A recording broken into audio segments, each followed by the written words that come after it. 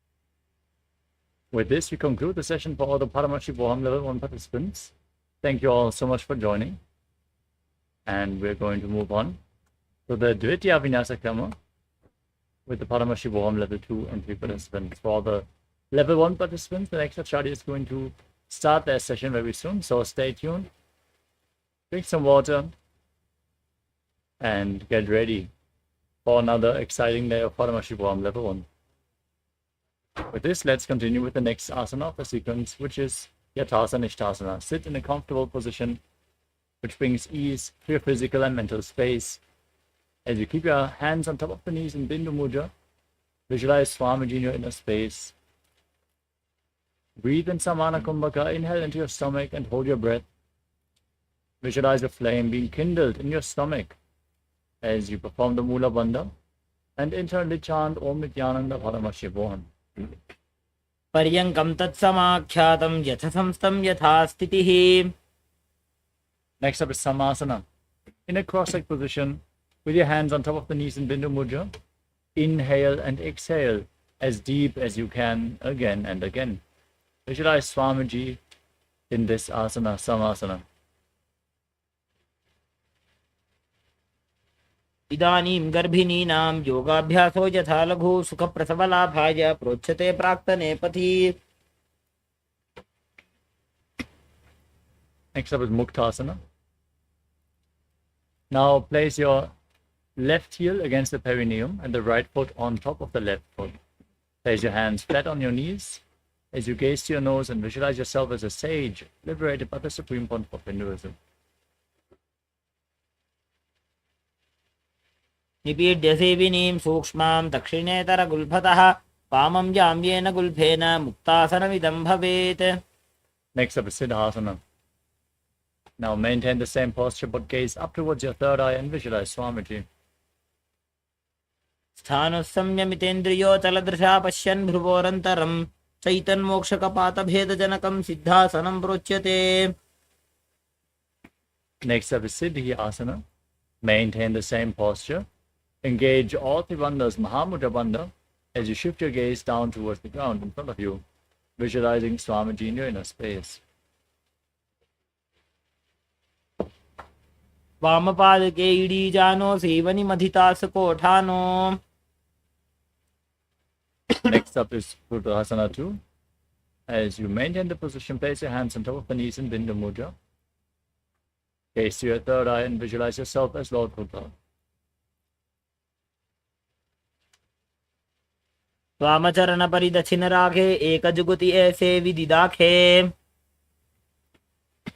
Next up is Santadunasana. Now maintain the same posture, hands on the knees in Bindu Mudra, gaze to your nose and embody tranquility and an unshakable nature. आसन की गुणमनि kitchen चलता meet. Next up is Siddhasana 2. Now cup your hands over another in front of your navel in Samputa Mudra, resembling a lotus flower as you visualize Swamiji in your inner space. ऋजुकाय समासीन सिद्धासनमुदीरितं प्रसार्य भुवि पादौ तु दोर्भ्यामङ्गुष्ठमादरात्. Next up is Bandha Yoni Asana. Now maintain the same posture. Set the Sankalpa to manifest the womb of creation. As you inhale as deep as you can and then lock all your five senses with your hands in Shanmukhi Mudra. Little fingers closing your mouth, ring fingers your nostrils, index and middle fingers your eyes, and your thumbs closing your ears.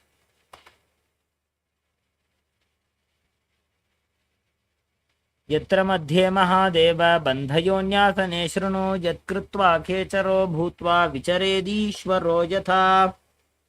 Next up is Virasana. Now place one foot on top of the opposite thigh and the other foot below the opposite thigh. Keep your hands on top of the knees in Bindu Mudra as you embody the state and space of bravery, Vira. एकं पादमथैकस्मिन् विन्यस्योरुणि संस्थितः इतरस्मिंस्तथा चोरुं वीरासनमुदीरितम्.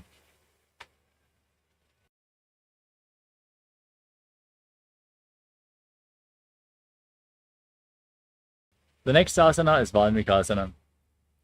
Maintain this posture.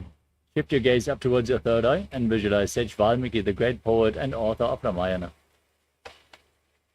दावा पगगी बगथली पुनि एड़ी है जोज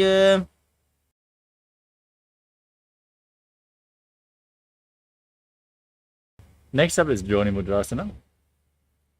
As you keep your hands flat on top of your knees, gaze to your nose.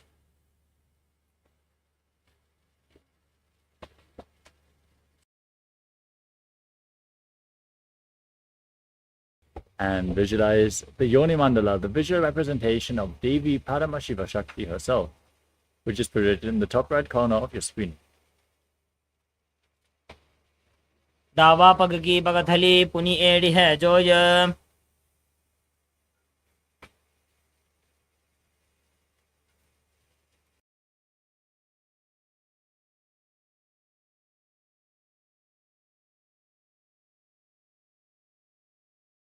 Next up is Yoni Asana. Now maintain the same posture but shift your gaze up towards your third eye. Keep visualizing the Yoni Mandala and Yoni Asana. योन्यासनं पर्वतेन योगं योगफले नीलं तत्कालफललं तावत् खेचरो यावदेव हि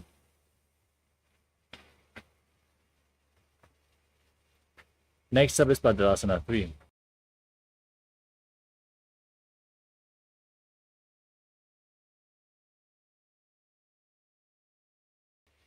As you bring the soles of the feet together,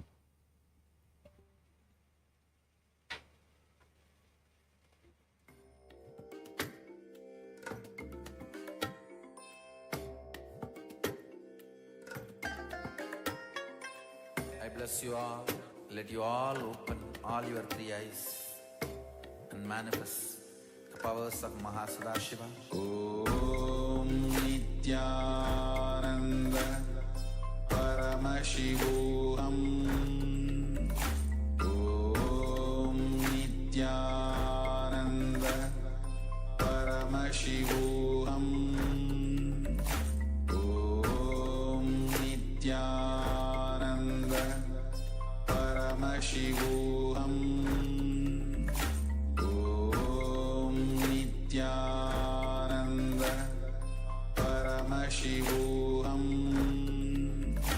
Om Nithyananda Paramashivoham. Om Nithyananda Paramashivoham. Om Nithyananda Paramashivoham. Om Nithyananda Paramashivoham.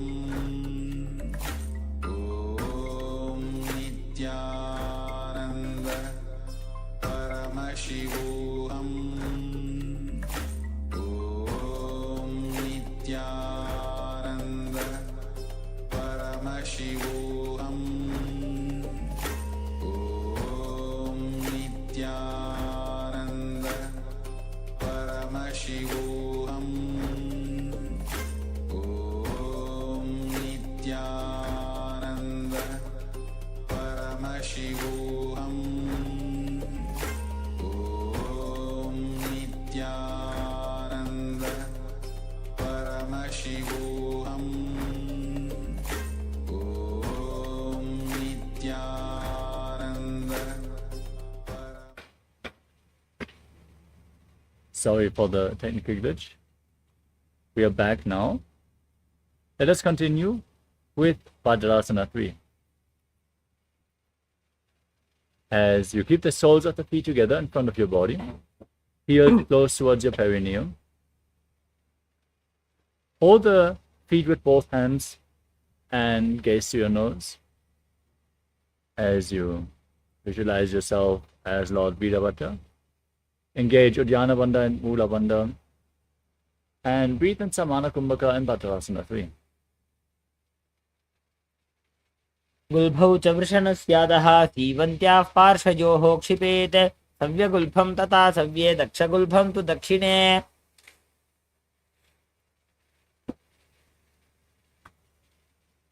Next up is Agorasana. Now, place the left hand on the left knee and cover your mouth with the right hand. Close your left nostril with the index finger. Inhale through your right nostril Close both nostrils and hold your breath. Then open the left nostril and exhale. Inverse the breathing flow. Inhale again through the left nostril. Hold your breath and exhale through the right in Abhyantara Kumbhaka alternatingly. As you press your tongue upwards, gaze to the third eye and visualize yourself as a Nagori in Nagorasana. पूर्व कहो भिश्रिका जोजी वाही विदिजो की जय sooji. Next up is Kanalipavasana. As you keep the toes together, separate your heels and place your elbows down on the heels as you lean forward. Press your chin on your hands, gaze to your nose, and perform Uddiyana Bandha and Mula Bandha as you exhale all the way and hold your breath in Nirechaka Kumbhaka, visualizing yourself as a female elephant drinking water. ग्वाली पाव आसन कख्यो है जैसे जाहू में जाने विधि तैसे. Next up is Padasana.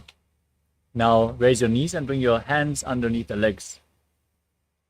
Interlock your fingers in front of your feet as you lift your feet up. Gaze to your nose as you visualize Swamiji in Padasana. ततोर्ध्वं रेचयेत् वायुं मृदुनिश्वास संयुतम्.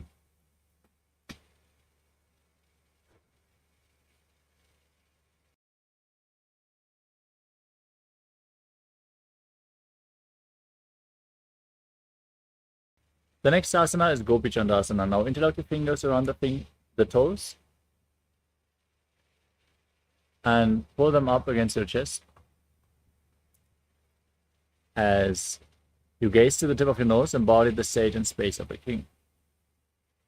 पूरब विधि पगा का अंगूठा कंठ को पराशे.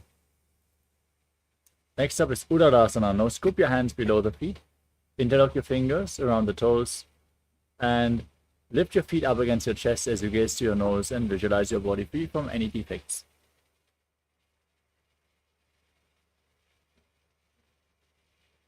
पूरब विधि पगा का अंगूठा कंठ को पराशे. Next up is Vishishtasana. Now lift the feet even higher in front of your face. Keep the interlocked fingers in front of your forehead as you visualize yourself excelling in everything. दोबू पगदली जोड़ी संपुट करे. Next up is Bhujasana. Now bring your legs up over top of your shoulders and extend the feet forward as you interlock your fingers around your neck. Visualize yourself as a cobra. शिरासनं तु विज्ञेयं कक्षासनम् अतः परं ग्रीवासनं च परमं भुजासनम् इहोच्यते. Next up is Kalyanasana. With the legs over your shoulders, bend your elbows downwards, interlock your hands behind your back as you gaze to your nose and visualize yourself as a beautiful, auspicious goddess. दो हाथ पगम नीचे आने तिनको गोड़ा नीचे ठाने. Next up is Sankatasana. Now bring the top of the left foot flat on the ground and sit on the left heel. As you stack the right knee over top, hold on to opposite knees, gaze in Vaishnavi Mudra without focusing on any external object. Just focus on the object within as you visualize yourself as an elegant swan and breathe in Ujjayi Pranayama, make an ocean-like sound with your mouth. वामपादं चितेर्मूलं सन्यस्य धरणीतले पाददण्डेन जाम्येन वेष्टयेद्वामपादकम्. Next up is Dhenukasana. Now slide the left heel outside the hip. Place your hands on the top knee as you perform Uddiyana Bandha and Mula Bandha and visualize a cow in your inner space. अनुषागी Nagar पंचडं वृषेलिन्दगल्यम्नि. Next up is Machandasana. Shift your gaze up towards your third eye and place your right foot on the left thigh, the left foot on the right knee. Bring your left hand behind your back, twist your spine to hold on to opposite thighs with your hands. Gaze to your third eye and visualize Swamiji. वामजंग परिदक्षिण टाने वामहस्तपिष्टी दिशा आने. Now untwist your spine, hold on to the big toes in Prana Mudra, and lean forward and down as you visualize Swamiji in Machandravasana too. वामजङ्गपरदशिनटाने वामहस्तपिष्टीदिशाने. Next up is Guru Asana. Now, interlock your fingers and place them on the top knee as you engage all Trivandhas and visualize Swamiji, your Guru, in your inner space. वामजङ् ऊरुमूले इतरपादस्य कनिष्ठिकाप्रदेशगुल्फं संस्थाप्य. Next up is Sankatasana on the other side. Now bring the right foot flat on the mat and sit on the right heel. Stack the left knee over top. Place your hands on opposite knees as you gaze without focusing on anything. Visualize yourself as an elegant swan. वामपादं चितेर्मूलं सन्न्यस्य धरणीतले पाददण्डेन जाम्येन वेष्टयेद्वामपादकम्. Next up is Dhenukasana on the other side. Slide the heel outside the hip. Place your hands on the top knee. Engage Uddiyana Bandha and Uddha Bandha and visualize a cow in your inner space. अनुषागिनगरपञ्चडं वृषीलिन्दगल्यम्नि. Next up is Machandravasana on the other side. Now place the left foot on the right thigh and the right foot on the left knee. Twist your right arm behind your back, hold on to opposite thighs. As you gaze up and visualize Swamiji in Machandravasana. वामजङ्गपरदशिनटाने वामहस्तपिष्टीदिशाने. Next up is Machandravasana too. Now hold on to the big toes and lean forward and down as you visualize Swamiji in your inner space. प्रथमजी मनोचरणजजोजी वामजङ्गपरिराखेसोयी.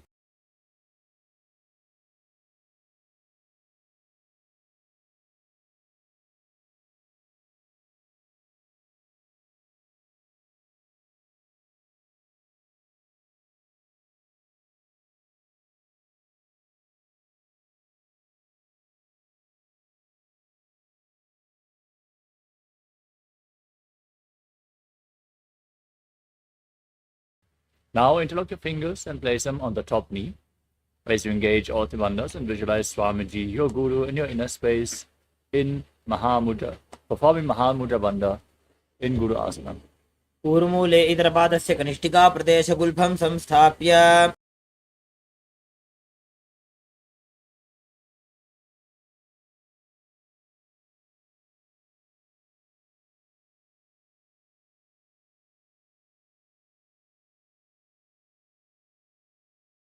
The next asana is Parshasana. Now, place your feet flat, cross your arms, hold on to opposite knees and fold them against your chest.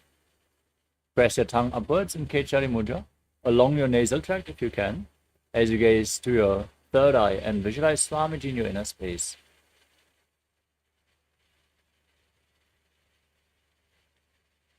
पादतले भूमो निधाय जाननिवृति निधाय विपरीतहस्ताभ्याम् ऊरुसहितजङ्गे निबध्य.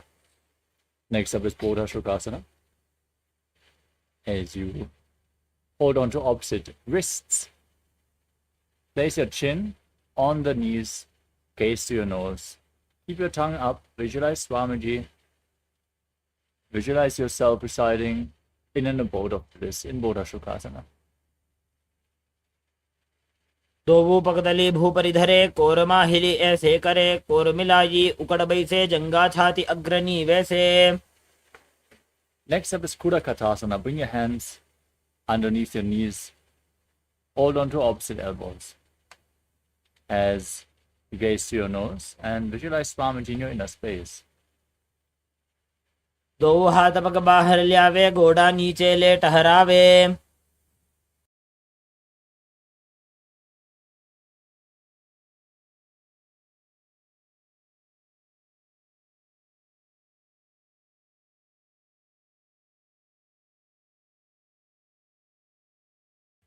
Now, keep holding onto the elbows. Cross the right ankle over the left with the fingers, with the toes pointing up. Keep holding onto your elbows, gaze to your nose, and visualize the great sage of Maharishi Sumati in Sumati Asana.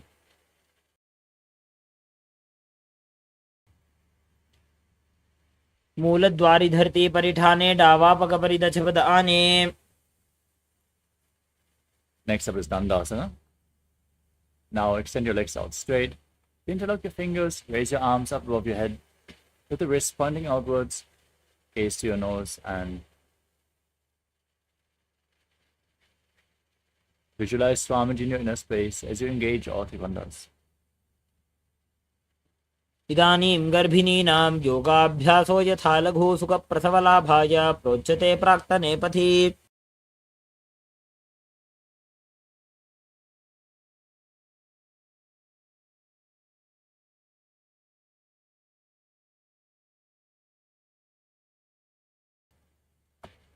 Next up is Arambhasana. As you keep your legs extended forward, lean forward and down and interlock your fingers, index and middle fingers around the big toes in Prana Mudra. Lean forward and down as you inhale through one nostril and exhale through the other alternatingly, performing Nadi Shodhana. Lead the prana through all the chakras and cleanse Ida and Pingala Nadi.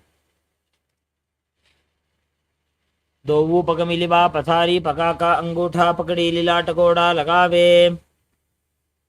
Next up is Bidukasana. Now separate your feet and slightly raise your knees as you bring your arms underneath the shins and hold onto the soles of your feet from the outside. Now gaze to your third eye as you lean forward and down and visualize Swamiji in your inner space. प्रथम वैसी दो पा पसारी कछक उर्द को कुरडो डारे.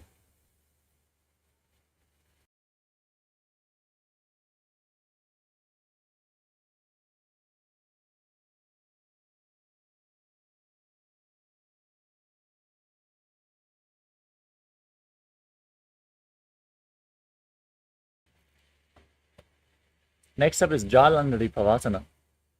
As you bring the soles of your feet together, with the feet extended away from your body, bring your hands underneath the shins, palms facing up, and place your face on your feet as you gaze to your nose, and visualize Swamiji in your inner space. दोवू एड़ी मेली के दीजे हाथ पसारी.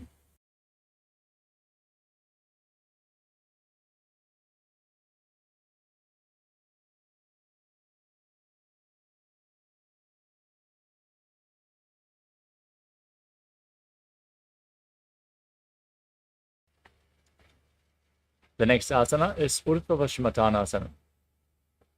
As you extend your legs forward, lean forward and down, and place one leg behind your neck. Then hold onto the front foot with both hands. As you visualize Swamiji in your inner space and breathe in Pratyahara Pranayama. Visualize that the prana is flowing upwards within your body, from the feet to the regenerative organs, to the navel, the heart, the throat, the uvula, the center of the eyebrows, the top of the forehead, and then the Brahmaranda, the crown of the head. पश्चिमतानवत् संस्थितिं कृत्वा एकं पादं ग्रीवायां धृत्वा तिष्ठेत्. Next up is Anantasana. Now with the leg behind your neck, lean back, hold onto the foot with your opposite hand. As you gaze to the tip of your nose, visualize you are infinite, endless, eternal in Anantasana. उत्तानशयनी एकैकं पायी ग्रीवायां विन्यस्य.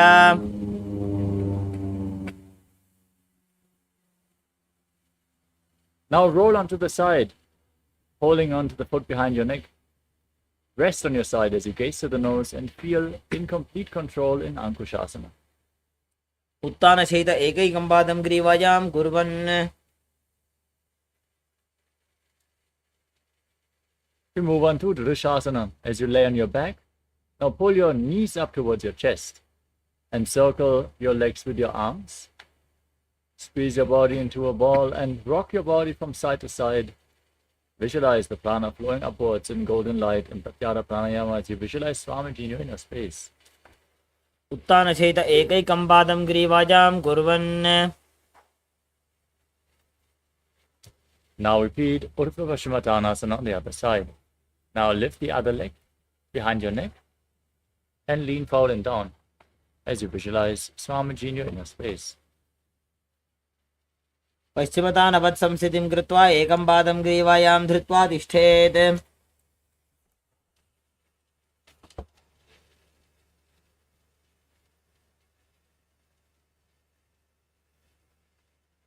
Now lean back with the leg behind your neck. Hold onto the foot behind your head with the opposite hand as you gaze to the nose and visualize that you are infinite, endless, eternal, Ananta in Anantasana. उत्तानशयनी एकैकं पायी ग्रीवायां विन्यस्य.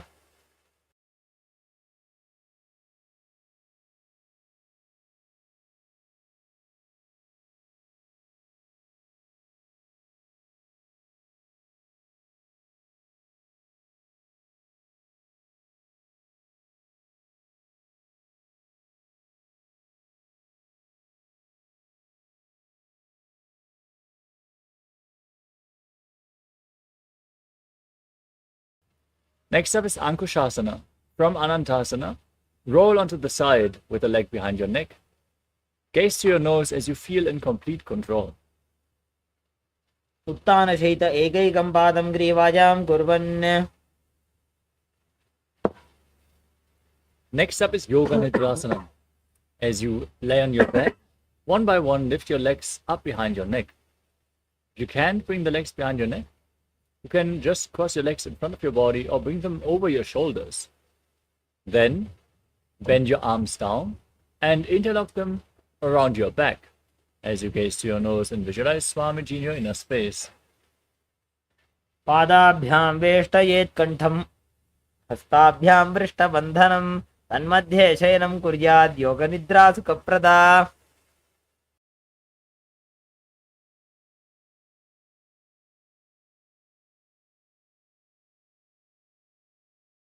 Next one is Atmaramasana.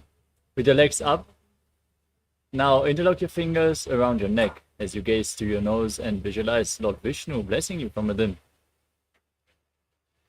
Atmaram आसन प्रथम सूधो सोवे.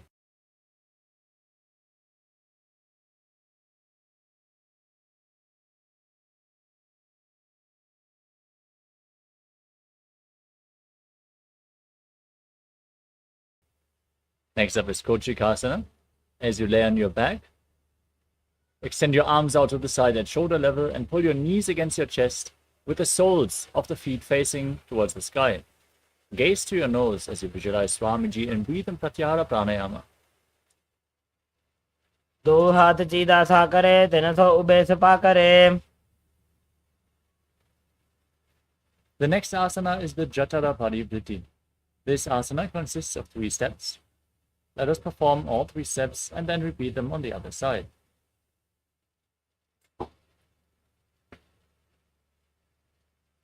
Now lay on your back and pull your knees against your chest. Let us enter a neutral position to return to in between the asana sequence. As you extend your arms out to the side and drop one knee to the side, extending the opposite leg down in the first step. Then bend both your knees down to the side. The second step. Extend both your legs out to the side, hold on to the feet and gaze in the opposite direction of the feet. Visualize Swamiji. Perform the Mula Bandha and breathe in Pratyahara Pranayama as you return to the center. Pull your knees to the chest. Then drop the other knee to the side. Step 1. Bend both knees to the side. Step 2. Extend both your legs, hold on to the feet and gaze in the opposite direction as you visualize Swamiji. परिवृत्ति कुक्षि भागे त्रिदाहि परिकीर्तितः बद्धकोणं सुप्तकोणं ऊर्ध्वकोणमथापि च. The next asana is Dviparapitam. Now lay on your back with your feet flat on the ground, knees raised. Hold on to your ankles as you push your hips up high, gaze to your nose, lock your throat in Jalandhara Bandha. As you breathe in Mocha Kumbhaka, inhale deeply and forcefully hold your breath by locking the throat as long as you can. Pump the Kundalini Shakti upwards in the higher energy centers. After you can't hold it anymore, you can exhale through your nose. Gaze to your nose and visualize yourself as sturdy as a bridge. प्रतिक्रियायुतं द्वन्द्वपीठः सर्वबलप्रदं गर्भिणीनां दुर्बलानाम् इति Gargi जगादनु. Next up is Paryankasana. Now bring your hands over top of the shoulders, fingers pointing towards your feet. As you lift your entire body off the ground, push your hips up, walk your hands towards the feet as you visualize yourself as sturdy as stone furniture and breathe calmly through your nose in Sahajra Kumbhaka. उत्तानसहित एकैकं पादं ग्रीवायां कुर्वन्. Gently lower your body down to the mat. As you pull your knees up, place your hands on the respective shoulders. Move your hips in a circular motion as you visualize yourself as a dog, playfully rolling around on its back in Shvottanasana. शरीरं संस्थाप्य जानुनी सम्मील्य नाभो आनीय. Next up is the Viparita Karani. As you land your back with your arms flat, press your palms into the ground and raise your feet up. Point the toes towards the sky as you raise your hips as well. Visualize Swamiji in your inner space and move your legs in a circular motion as you breathe in Mudra Kumbhaka. भूतले सशिरो दत्त्वा खेनये चरणद्वयं विपरीतकृति सैषा सर्वतन्त्रेषु गोपिता. Now stop the movement of your legs in the same position. Visualize Swamiji in Viparita Karani too. Karni विपरीताख्या सर्वाधिव्याधिनाशिनी नित्यमभ्यासयुक्तस्य जाटराग्निविवर्धनी. Next up is Langalasana. Now drop the toes down over top of your head. Place them on the ground.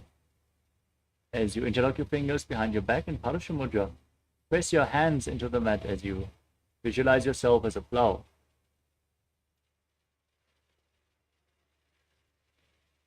नरकासने स्थित्वा नासिकाप्रदेशे भूमौ पादपृष्ठे स्थाप्य.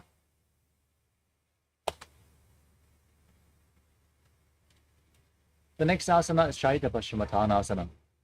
Now, from the same posture, raise your hands up above your head and hold on to your feet. Visualize Paramashiva in your inner space and internally chant Om Nithyananda Paramashivoham, as this is one of the 84 asanas revealed directly by Lord Paramashiva himself. तानं शयित्वात् कुर्वीत शयितपश्चिमतानकम्.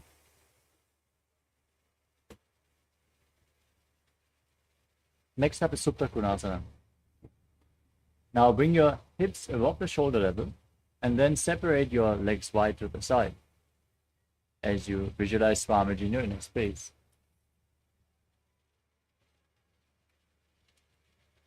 परिवृत्ति कुक्षि भागे त्रिधा हि परिकीर्तितः बद्धकोणं सुप्तकोणम् ऊर्ध्वकोणमथापि च. The next asana is Chakrasana. Hold onto your ankles. Keep your arms and legs straight and roll onto your back as you visualize yourself as a chakra, a wheel.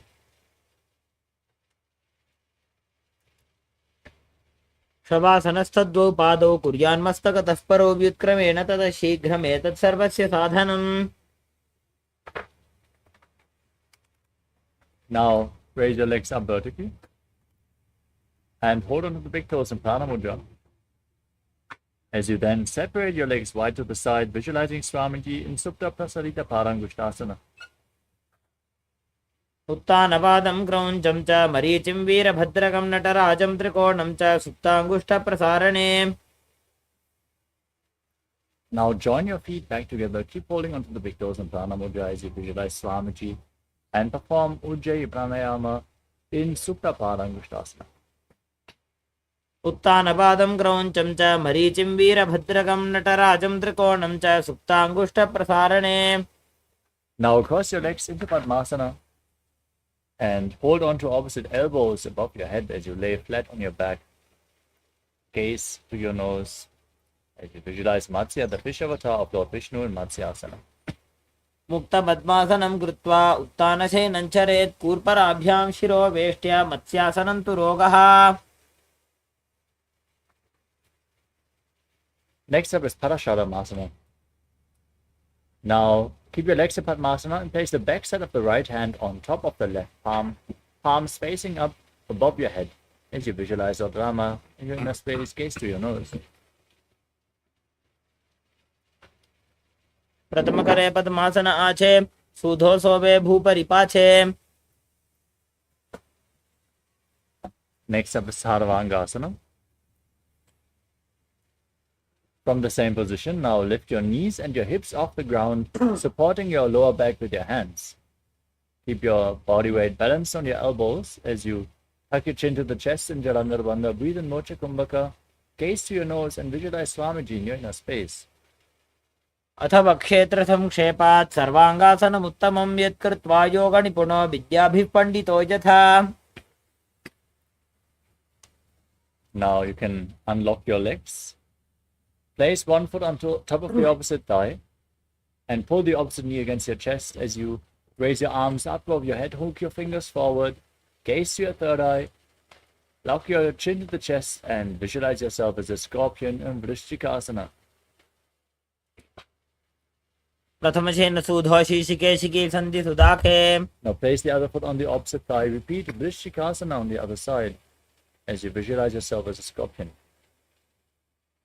प्रथमशेन सूधो शीशिकेशिकी सन्धि सुदाखे. Next up is Vrishaparakshitasana. As you lay on your back, interlock your fingers around your neck. Then lift your legs off the ground and alternate pulling one knee in towards your chest back and forth as you visualize Swamiji in your inner space and calmly breathe in Sahajra Kumbhaka through your nose. उत्तानशयनं कृत्वा अङ्गुलिभिः कन्दरां बद्ध्वा गूर्परो मिलित्वा. Next up is Maruttanasana. Now place your hands flat next to your hips and alternate pulling one knee up towards your ear back and forth. Touch your ears with your knees again and again as you visualize Swamiji. श्रोतानवत् संसिद्धीकृत्वा जानुद्वयं पर्यायेन कर्णयोः संस्पृशेत्.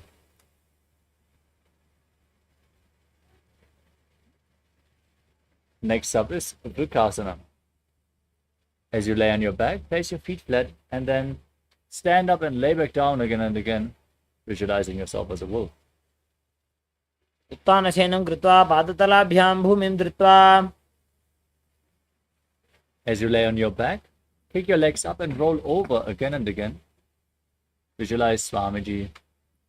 Breathe calmly through your nose and finally finish this asana in prone position as you perform Uttasana. उत्तानशयनं पादौ शिर उल्लङ्घ्य भूमौ स्थापयित्वा.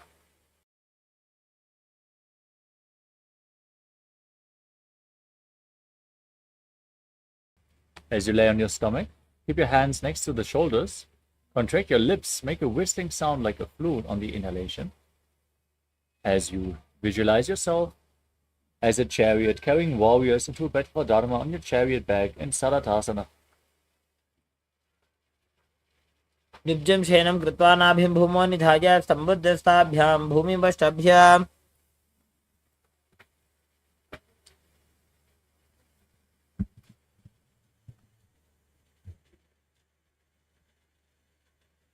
Next up is Dehal Ulanganasana. Now press your body up into the plank position. Jump your feet in between the two hands, back and forth again and again as you visualize yourself transcend body and mind. हस्तद्वयं बद्ध्वा तन्मध्यचरणद्वयम् उड्डानैव बहिरानीय.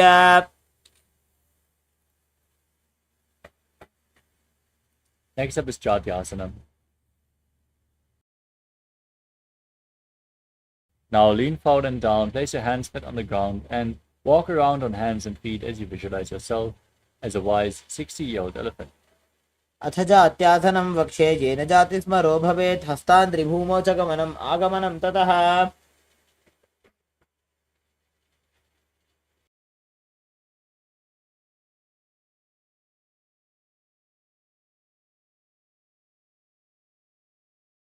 Next up is Lolitika Karana. Now stand in Adimandi posture. Heels together, toes pointing outwards and your knees bent. Then raise your arms to the shoulder level and rotate your arms around your body as you tilt your body back and move your head in all directions.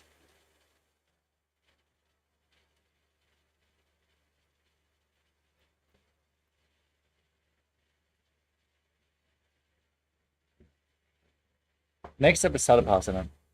Now, if you have a rope available, tie your feet with a rope and stand erect on the mat like a rod. Keep your elbows close to your body, your hands on the respective thighs. Breathe in Sahasrara Kumbhaka, lead the prana along your spine, contract the perineal floor, push the Kundalini Shakti upwards along the spine as you visualize your Kundalini Devi rising and curling upwards around your body in Sarvasana. अथ सर्पासनं वक्षे वायुपाणाय केवलं शरीरं दण्डवत् तिष्ठेत् रज्जुबन्धस्तु पादयोः.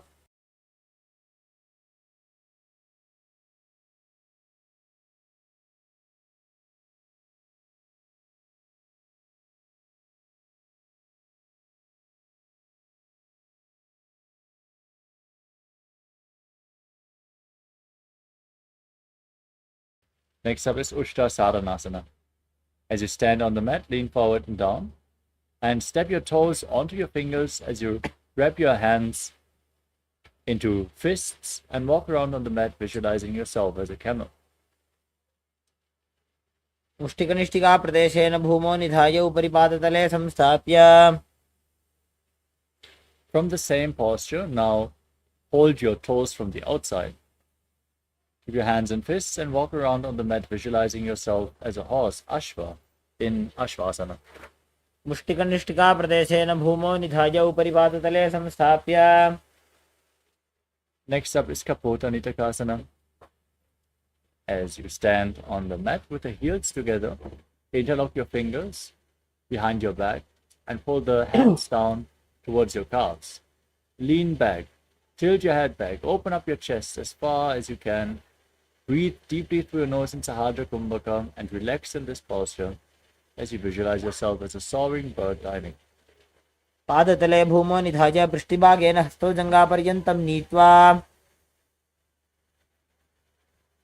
Next up is the Talapushpa Putamkarana. Now, stand in Arimandi posture. Join your hands in Namaskara Mudra and bow down to one side as you raise the respective heel and open up your palms to each side again and again. Visualize yourself holding a bouquet of flowers and offering it to Paramashivoham.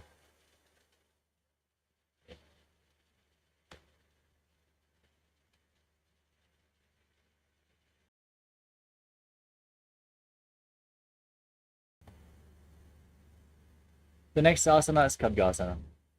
Now, visualize yourself as a rhinoceros and gaze to your nose as you lay down on your stomach. Then jump your feet back up towards your hands and stand, joining your hands in Namaskara Mudra in front, symbolizing the horn of the rhinoceros. आसनं कृत्वा पादतलाभ्यां भूमिं पृष्ठभ्यः उत्तिष्ठेत्. Next up is the Uttanottanam. Stand straight and hold on to weights if you want to intensify this asana. As you sit down on the ground and stand back up again and again, gaze to your nose and visualize Swamiji in your inner space. पुनः पुनः उत्थातव्यम् अस्थितव्यम् इति उत्थानोत्थानं भवति. Next up is Musalasana. Now, stand straight, raise your arms up above your head and jump repeatedly as you visualize yourself as a maze. सरलं स्थित्वा ऊर्ध्वं बाहु नयेत्. Next up is Ucheshakasana. Now, hold on to one foot and pull it up against your chest as you sit down and stand back up with the opposite leg. Alternate this on both sides as you gaze to your nose and visualize Swamiji in your inner space. एकैकं पादतलं कुक्षौ निधाय तिष्ठेत् उत्शीर्षकं भवति. Next up is Parshvajanukarana. Now point the toes of one foot outside as you lift the other knee up towards your chest. Encircle the knee with your hand in a fist and place the other hand on the inner respective thigh.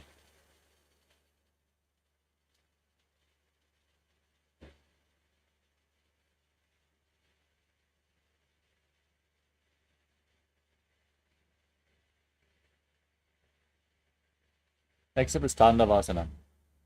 Now, you can hold weights. If you want to intensify this asana, extend your arms and one leg out in front and sit down and stand back up, visualizing yourself fiercely dancing as Lord Shiva. एकेन पादेन स्थातव्यं ताण्डवासनं भवति. Next up is Brahmasana. As you raise the left foot towards the right inner thigh, keep your hands relaxed at the side and visualize Lord Brahma blessing you from within. ब्राह्मणासनमावक्षे यत्कृत्वा ब्राह्मणो भवेत्. Next up is Garudasana 3. Now bring the left foot over and around the right knee. Tuck the toes behind your calf. As you bring the left arm below the right and join your hands in Namaskara Mudra, visualizing yourself as Lord Garuda. उत्तानकूर्मपीठं च सिंहद्गारुडमेव च वातायनं गोमुखं च भारद्वाजं त्रिविक्रमम्.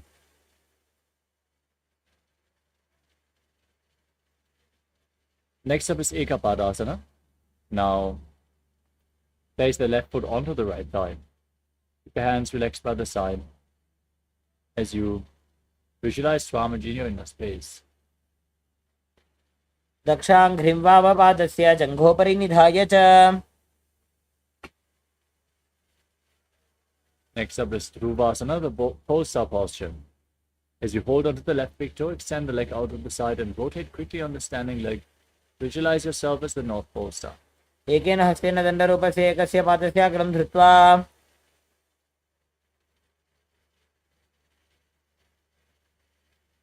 Next up is Trivikramasana. Now lift one leg behind your neck and stand tall on the mat. Visualize Lord Vishnu blessing you from within. As you stand tall, sit down and stand back up, performing the 3 steps of Lord Vishnu in Trivikramasana. ग्रीवायां पादं संस्थाप्य स्थातव्यम् उत्थातव्यं त्रिविक्रमासनं भवति.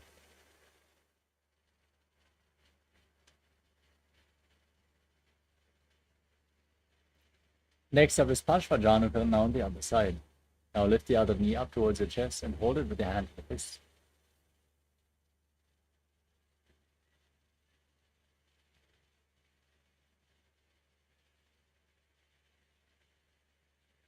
Next up is Tandavasana on the other side. Now extend your arms and the other leg forward, sit down and stand back up as you visualize yourself fiercely dancing as Lord Shiva. एकेन पादेन स्थातव्यं ताण्डवासनं भवति.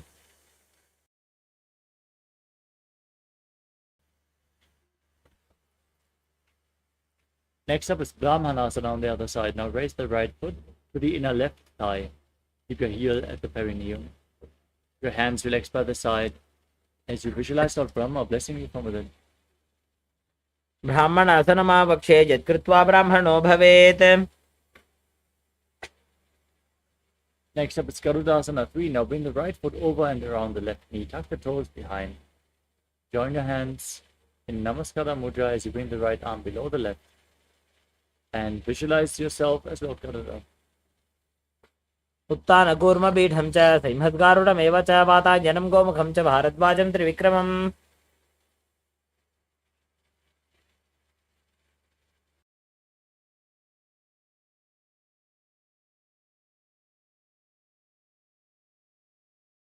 Next up is Ekapadasana on the other side. Now raise the right foot and place it on the left thigh. Keep your hands at the side and visualize Swamiji in the space. दक्षाङ्घ्रिं वामपादस्य जङ्घोपरि निधाय च. Now repeat Dhruvasana on the other side. Hold onto the right big toe and rotate your body quickly on the standing leg, visualizing yourself as the North Pole star. एकेन हस्तेन दण्डरूपस्य एकस्य पादस्य अग्रं धृत्वा.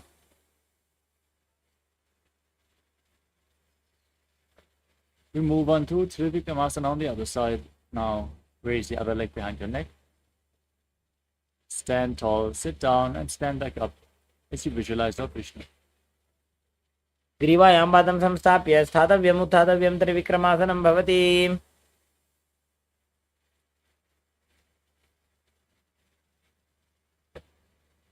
Next up is Samanaka Karana.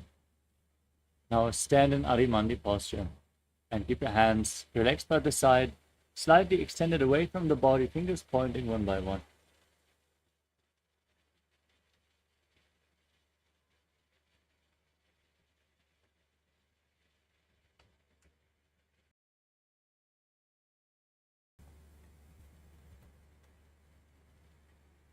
Let's get ready to enter into the final 100 asanas of this sequence, starting off with Gorak Anjali Asana.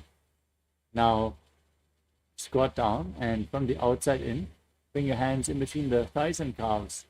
Interlock your fingers and bring them to the navel as you squat down all the way. Visualize the great sage Goraknath, founder of the Natha Yoga Hindu Sampradaya. प्रथम हे युबो हो जे बाहुरी नीचो पुनिहोवे. Next up is Kanchyasana. As you squat down, interlock the fingers behind your back and perform the Mula Bandha as you visualize Swamiji in your inner space. ऊर्मध्यात् हस्तो निवेश्य नितम्बं धृत्वा.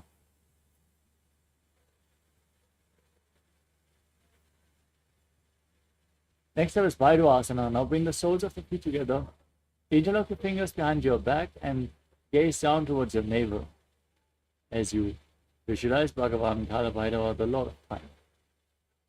दो बूपक की छलिया की माहिली कौर मिलाई फना पानी उकड़ मोड़ वैसे. Next up is Varaha-asana. As you squat down all the way, bring your hands behind your back in Anjani Mudra, the fingers pointing down as you gaze to your nose and visualize yourself as Varaha, the war avatar of the Vishnu. पागदली की माहिली कौर मिलाई फना पानी उकड़ वैसे.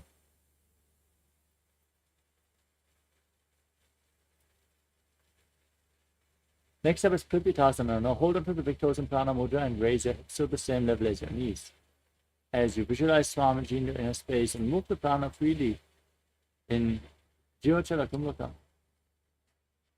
पार्श्वद्वय सम्मील्य स्थित्वा नितम्बं दान प्रदेश आनीज.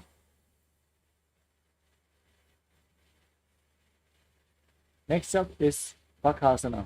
Now place your hands flat on the ground and place your heads towards the knees as you walk out.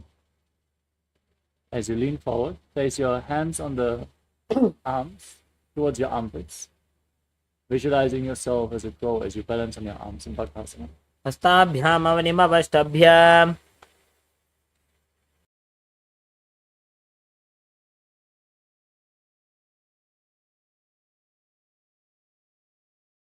Next up is Sushtanga Kapali-asana. Place your hands flat on the mat, followed by the top of your head as well. Form a triangle with your hands and your head. As you keep your knees on your arms and raise your arms up, raise your legs up above your body, crossing them into Padmasana. Gaze to the tip of your nose and visualize Swamiji in your inner space. आसन को गुण कपाल आछो होई. The next asana is Gupta-asana. Sit in a kneeling posture and keep the heels outside the hips, toes touching behind your body. As you gaze to your nose and visualize you are sitting in the secret seat with Paramashiva and Guru. जानूर्वोरन्तरे पादौ कृत्वा पादौ च गोपयेत्. पादौ परिच संस्थाप्य गुदं गुप्तासनं विदुः. Next up is a Vrikshasana too. As you place your hands on the ground, lift your legs up into a handstand posture. You can lean against the wall or ask a partner to aid you. As you visualize yourself as a tree with deep roots growing into the ground, purify all your 7 chakras. सप्तचक्रक्षालनाय vrikshasana विशेषकान्. Next up is Shiva Asana. From the handstand posture, bring your hands and feet closer together. Gaze to your third eye as you visualize Tejas energy flowing towards your third eye. दो ऊपक जोड़ी माही Gulf मिलाए.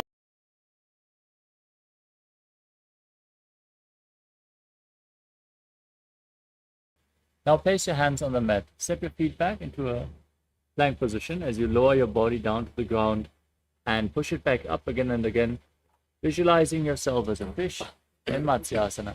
निब्जं शयनं गुरुपरो पार्श्वभागायामूर्धकृत्य. Next up, Sarvasana.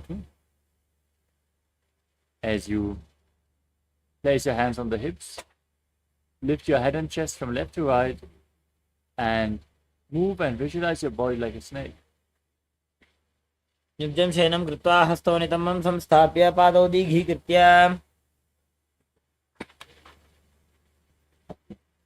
Next up is Nidhalambanasana. As you lay on your stomach with your elbows flat in front, place your hands in Padma Mudra, the lotus mudra, and rest your chin on your hands as you feel self-supported and completely independent. कराभ्यां पङ्कजं कृत्वा तिष्ठेत् पूर्परया सुधीः मुखमुन्नमनुच्चायि निरालम्बनमासनम्.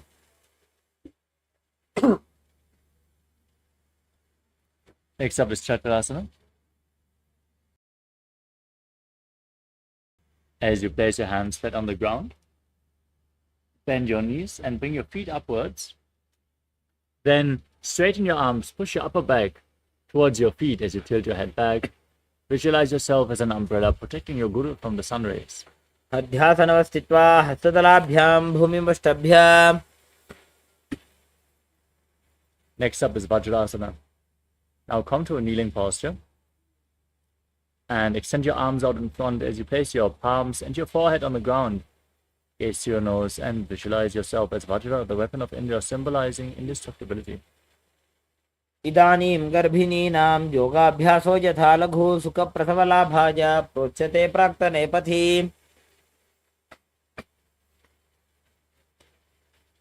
Next up is Meshasana. Now, with your hands on the ground, raise your hips up high into Gajasana and then alternate striking the ground with your hands, visualizing yourself as powerful as a ram. गजासन संस्थितो एकैकं बाहुं भूमौ ताडयेत्. The next asana is Ajasana. As you place your hands on the ground, kick your legs up and lower your body down so your face is slowly coming closer towards the ground as you visualize yourself as unborn, existing for all eternity. गजासन संस्थितो पादद्वयमन्तराळे कृत्य. Next up is Dhanantarasana. As you sit in a kneeling posture, hold onto the big toes in Prana Mudra and pull them in towards the perineum. Then place your hands on the knees, gaze to your nose, and visualize Swamiji is liberating you in Dhanantarasana. पूर्व विधि परिहाता के काकसी से फणा छरा मोड़ी पगा के अंगुली अग्रिमेढ़ लगावे. Next up is the Angamottanam. As you sit in a kneeling posture, interlock your fingers and stretch the arms out, up, down, left, right, in all directions. Give a massage to various different joints and muscles of your body. Then interlock your fingers behind and repeat the movement behind your back as well.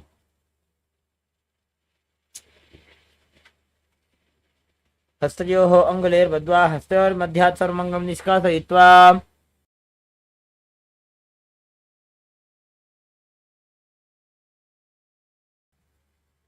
Next up is Garudasana form.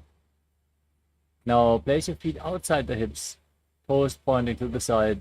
Sit down with thighs and calves on the ground as you place your hand on the knees. Visualize yourself as Lord Garuda, flying Lord Vishnu and Lakshmi on his back. जङ्घोरुभ्यां धरां पीड्य स्थिरकायो द्विजानुना जानूपरिकरद्वन्द्वा गरुडासनमुच्यते. Next up is Ananda Mandirasana. Now bring the soles of the feet together, the toes pointing back.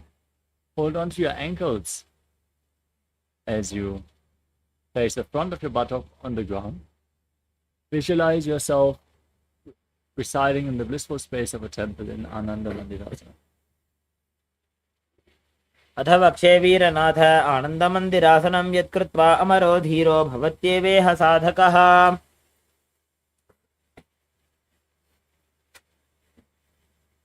Next up is Mandukasana 2. Now cross the feet and sit on the heels as you place your hands under your knees and perform Uddiyana Bandha and Mula Bandha as you press your tongue up in Kechari Mudra and visualize yourself as a frog. पृष्ठं सम्पीड्य गुल्फाभ्यां जान्वङ्गे सवलयाकृतिः हस्तौ पादतले क्षिप्तो मण्डूकं पाददोषहृत्. Next up is Narasimhasana. Now, tuck your toes and sit on raised heels. Place your hands flat on the ground in front of you, thumbs touching.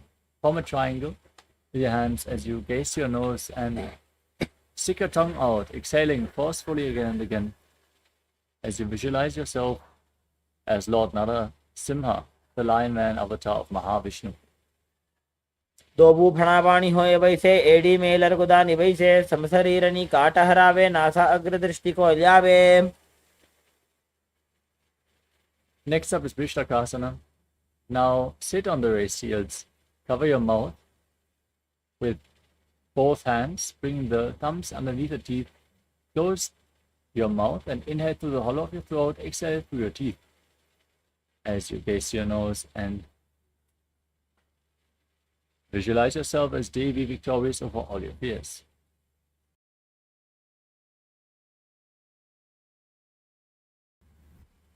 दो उपगा की AD Joji घोड़ा फनो बान पुनि होई.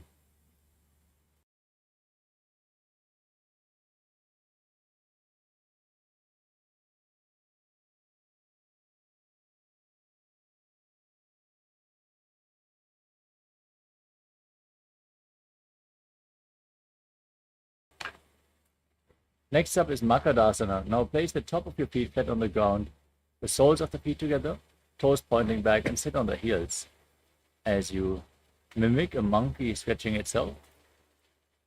Gaze to your third eye and visualize yourself as a playful monkey. दो पगदले संपुट आने तिनकी पिष्टि भूमि पर इठाने मूल द्वार एड्यां परिल्यावे मूड़ा हाथ ऊंचा टहरावे. Next up is Vajrasangadasana. Now hold on to opposite elbows behind your back. As you tuck the toes, bring the soles of the feet together and lift the knees off the ground. Embody diamond-like strength for you and your Sangha, your spiritual community. प्रथम पणा पाणी होए वैसे दोबू AD गुदानी वैसे गोड़ा उभा राखे धीर आड़े वाय पसारे धीर. Next up is Kanjanasana. Now sit with your knees on the ground and cross one foot over the other. As you sit on the heel, place your hands flat on the ground to the side. Gaze to your nose, engage Uddiyana Bandha and Mula Bandha as you visualize perfect health beyond any and all physical or mental ailments, breathing in Ujjayi Pranayama in Kanjanasana. खञ्जनासनमावक्षे यत्कृत्वा सुस्थिरो भवेत्. पृष्ठे पादद्वयं बद्ध्वा हस्तौ भूमौ प्रधारयेत्. भूमौ हस्तद्वयं नाथ पातयित्वा नीलं पिबेत्. पृष्ठे पादद्वयं बद्ध्वा खञ्जनेन जयी भवेत्.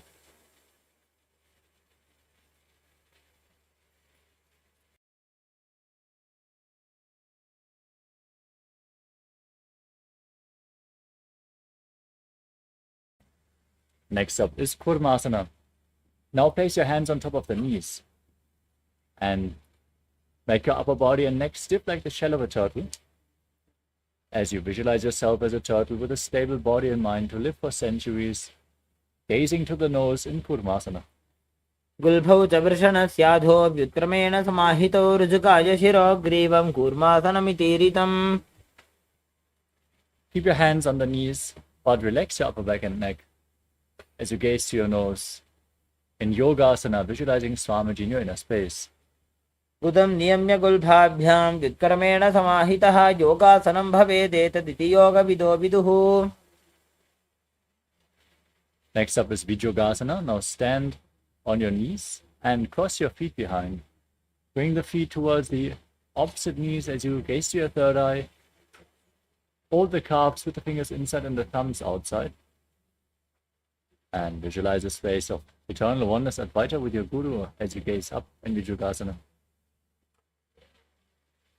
घोड़ा वामो उबो होई घोड़ा आड़ा राखे दोई.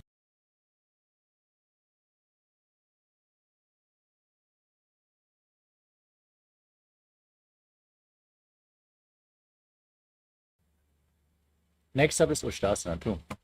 Now place your feet flat, keep standing on the knees, hold onto the heels of your feet as you lean back, push your hips forward, tilt your head back, and visualize yourself as a camel. मेरुदण्डग्रन्थिदाढ्य सम्पिपादयिषु पुमान्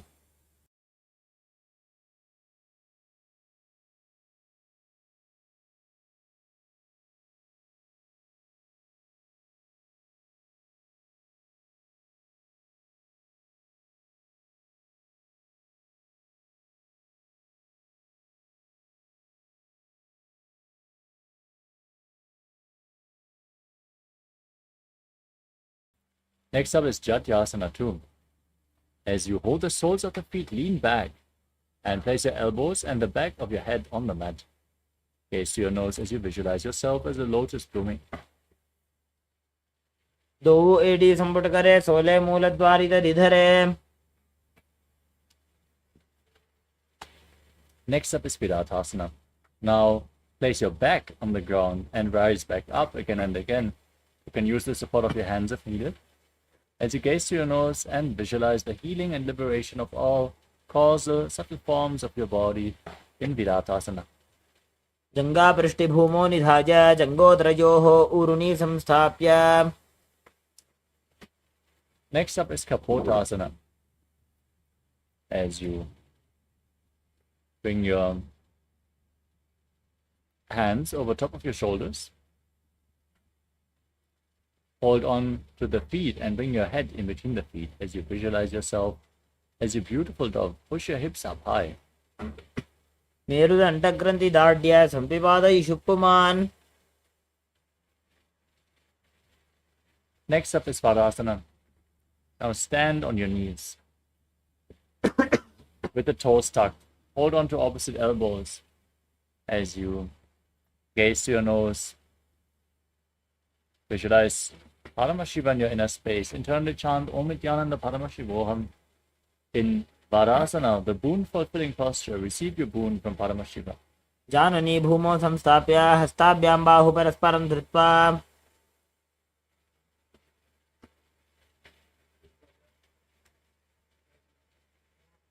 Next up is Varahasana 2. As you sit on the raised heels with the toes tucked. Place your forearms on the ground and rest your face on your hands as you visualize yourself as Varaha, the boar avatar of Lord Vishnu. सूर्यं चन्द्रं भेदनानि आसनानि निकत्यते गुरुपरो भूमौ स्थापयित्वा. Next up is Mundasana. With your forearms on the ground, place your head on the mat supported with interlocked fingers. Raise your hips, walk your feet forward and lift them off the mat as you gaze to your nose. Breathe calmly through the nose in Sahadra Kumbhaka and visualize yourself as a lock tree in Mundasana. अधो मुण्डासनं वक्षे सर्वेषां प्राणिनां सुखम्.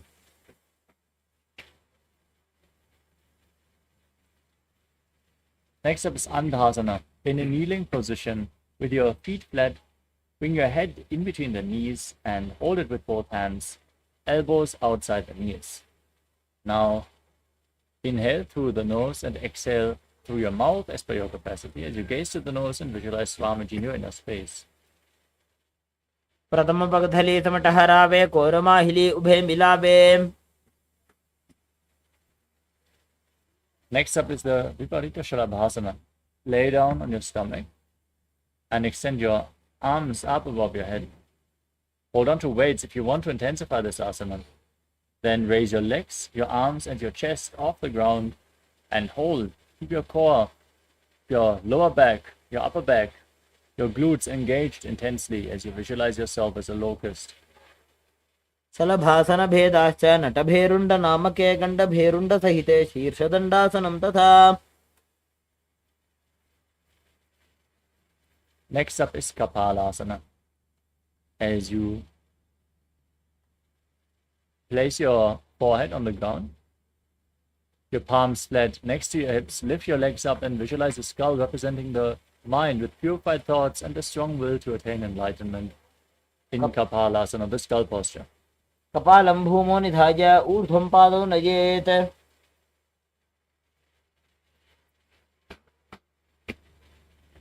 The next asana is Akasha Kapotasana.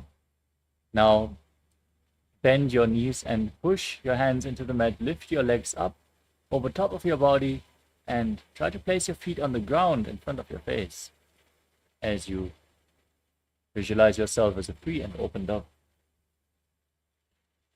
उष्ट्रासने स्थित्वा चरणौ भूमेरुत्थाप्य मस्तकोपरि नीत्वा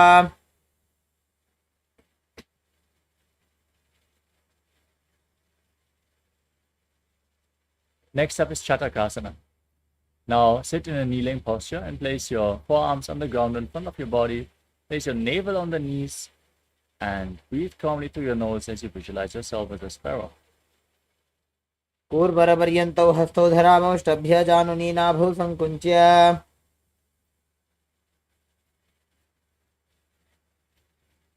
Next up is Vrishchikasana too. Now place your forearms on the ground and raise your hips. Walk your feet forward.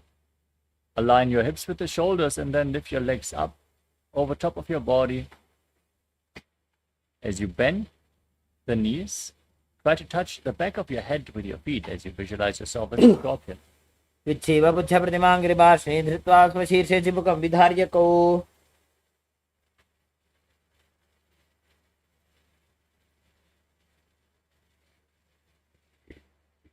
Next up is Vrishasana.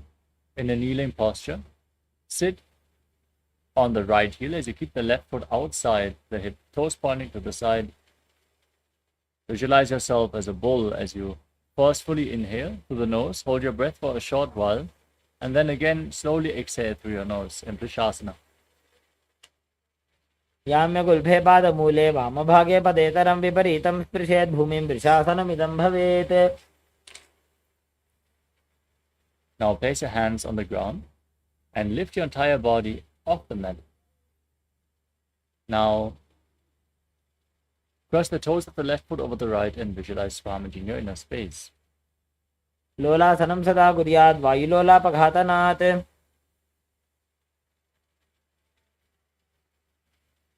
Next up is Vrishasana. On the other side, place your perineum onto the left heel and bring the right foot outside the hip. Visualize yourself as a bull. आसन को गुण जल विकार जाई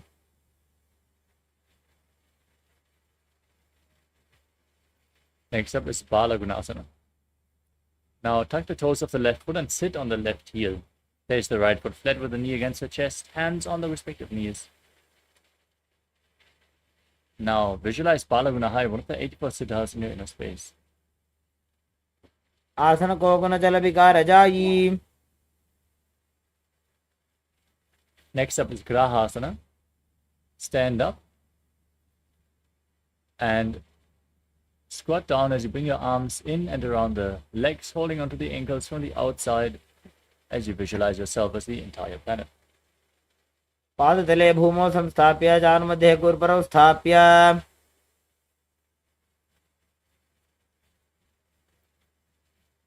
Now repeat Balagunasana on the other side. Now tuck the toes of the right foot, sit on the right heel with the left foot against the chest. Visualize Balagunahai. आसन को गुण जल विकार जाई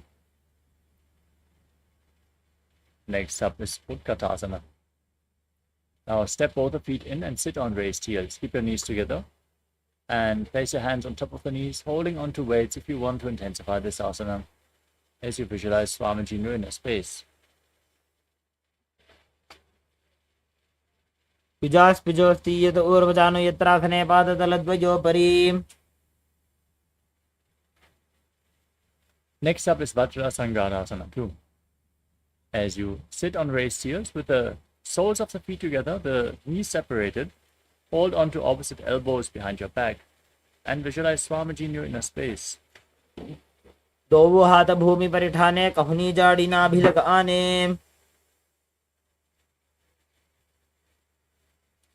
Next up is Anilasana. Now place your palms on the ground and step your heels onto the back of your hands. Keep your arms straight as you squat down all the way and gaze to your nose, visualizing that you are able to live off of air alone. फणा दोबू ऐसे विधि करे पिष्टि हथेलिया की परिधरे. Next up is Padukasana. Stand up, lean forward and down, place the back of your hands on the mat, and step your feet on top of your palms, wrapping your hands around the feet as you visualize that you are wearing padukas walking all across India. हस्ततलयोः पादतले कृत्वा तिष्ठेत् गच्छेत् पादुकासनं भवति. Next up is Kukkutodanasana. Now place your hands on the ground and kick your legs up above your body. Let them fall back down again and again as you breathe forcefully in Antarangaka Kumbhaka and visualize yourself as a rooster. हस्ततले भूमौ कृत्वा पादतले च ऊर्ध्वमुड्डानं कृत्वा.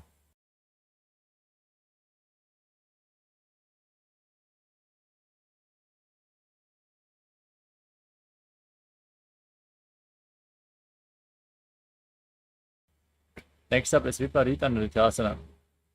As you place your hands on the ground,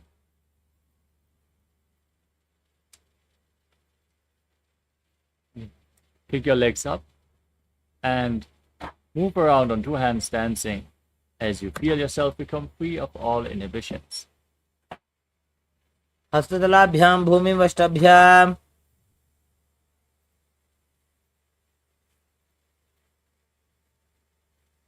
Next up is Kunjarasana. Now, separate your feet and lean forward and down, placing one hand to the mat and holding your ear with the other hand. Be sturdy as you visualize Swamiji and breathe calmly through your nose in Sahadra Kumbhaka. अथ वक्षे महादेव कुञ्जरासनमुत्तमं करेणैकेन पादाभ्यां भूमौ तिष्ठेत् शिरःकरः. Now, place the other hand on the mat. Repeat Kunjarasana on the other side.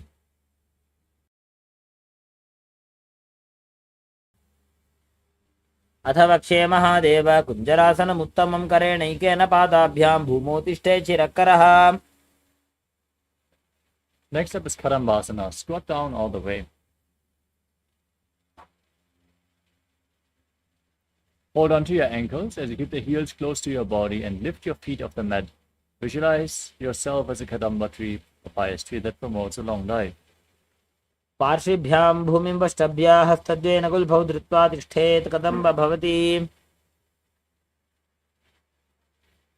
Next up is Pavanamuktasana. Sit on the ground with the feet flat.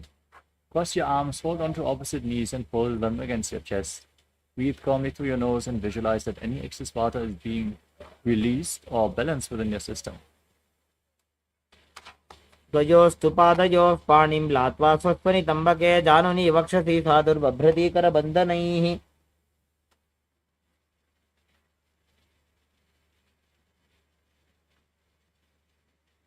Next up is Chakrasana. Now lift one leg behind your neck. Place your hands down on the ground next to your body.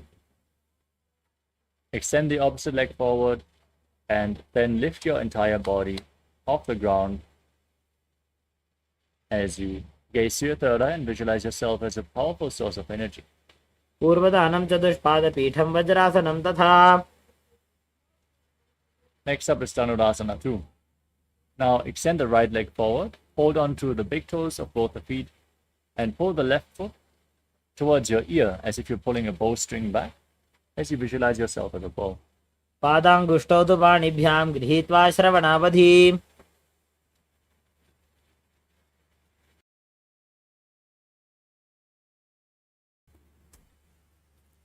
Next up is Ashtavakrasana. Now bring one leg over top of the respective shoulder, hook the other foot over top of the raised foot, and extend your legs out to the side as you lean forward, balance on your arms, and visualize yourself as a flying crane in Ashtavakrasana. वासिष्ठमथ कौण्डिन्यम् ऊर्ध्वकुक्कुटमेव च.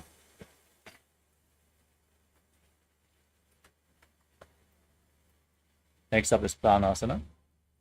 Now place one foot on top of the opposite thigh and raise the opposite knee. Bring the shoulder underneath the raised knee as you gaze to your third eye and visualize that you are immortal and able to exist solely on prana.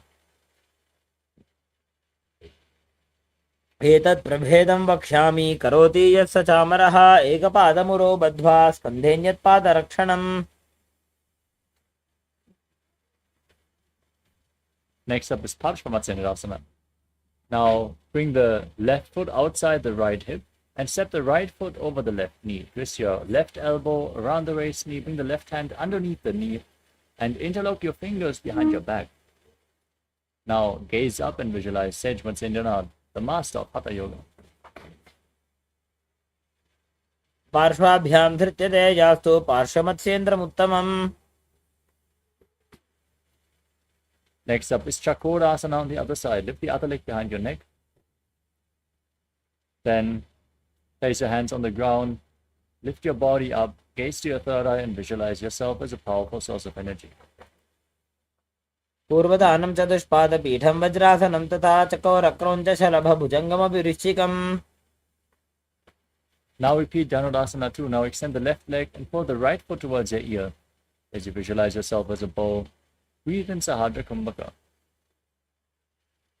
पादाङ्गुष्ठौ तु पाणिभ्यां गृहीत्वा श्रवणावधि धनुराकर्षकाकृष्टं धनुरासमीरितम्. Now repeat Ashtavakrasana on the other side. Lift the right foot over top of the shoulder and bring the left foot over top of the right foot. Now extend your legs out to the side and balance as you lean forward and visualize yourself as a flying crane. वासिष्ठमथकौण्डिन्यमूर्धकुक्कुटमेव च. Now repeat Pranasana on the other side. Place the right foot on the left thigh, the left foot flat knee raised.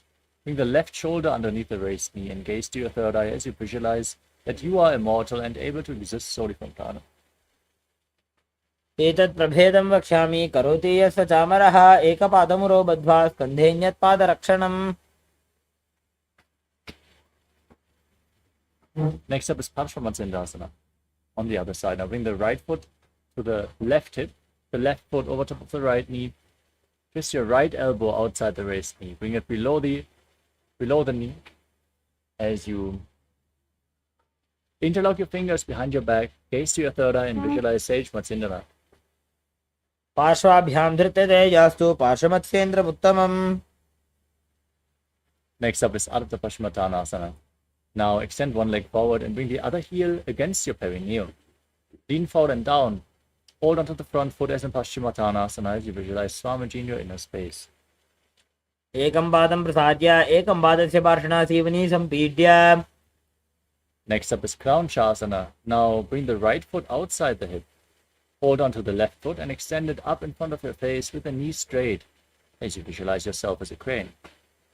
उत्तानपादं क्रौञ्चं च मरीचिं वीरभद्रकं नटराजं त्रिकोणं च सुप्ताङ्गुष्ठप्रसारणे.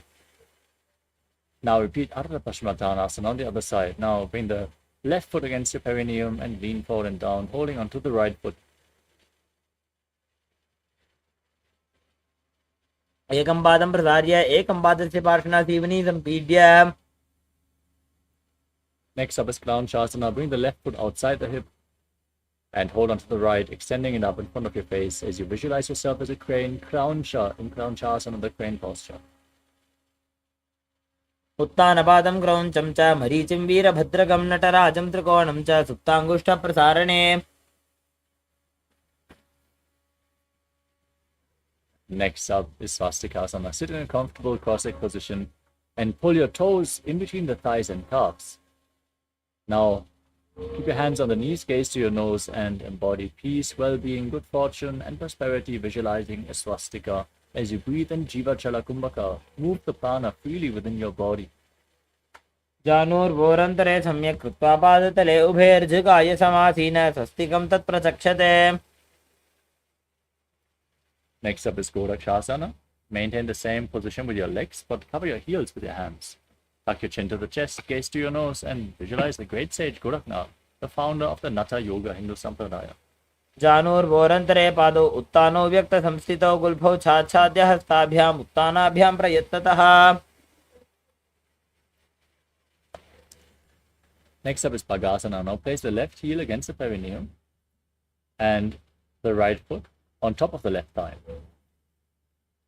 Now gaze to your third eye. Visualize Swamiji meditate on Arihanta, the enlightened one, the Lord. As you get ready to enter Shanmukhi Mudra once more, inhale all the way. Hold your breath and close your mouth with your little fingers, your nostrils with the ring fingers, your eyes with middle and ring fingers, middle and index fingers, as you close your ears with your thumbs. वामपार्श्वं गुदं संस्थाप्य दक्षाङ्घ्रिवामजगने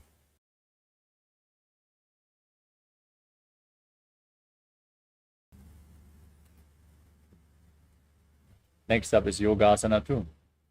As you sit with your feet on top of opposite knees, gaze to your nose and place the back of your hands on the ground next to your body, palms facing up. Visualize Swamiji, breathe in Kakachancha Kumbhaka.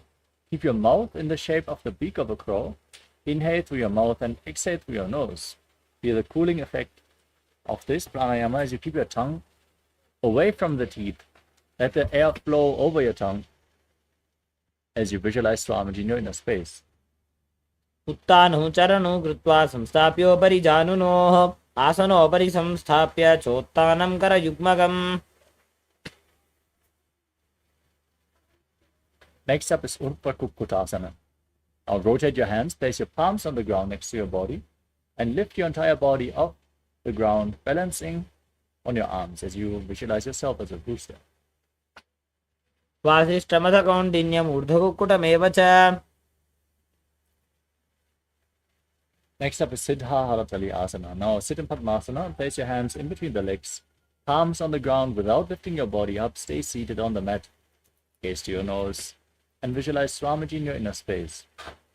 प्रथम पद्मासन को करे हस्त दो भूगोड़ासन जिधरे.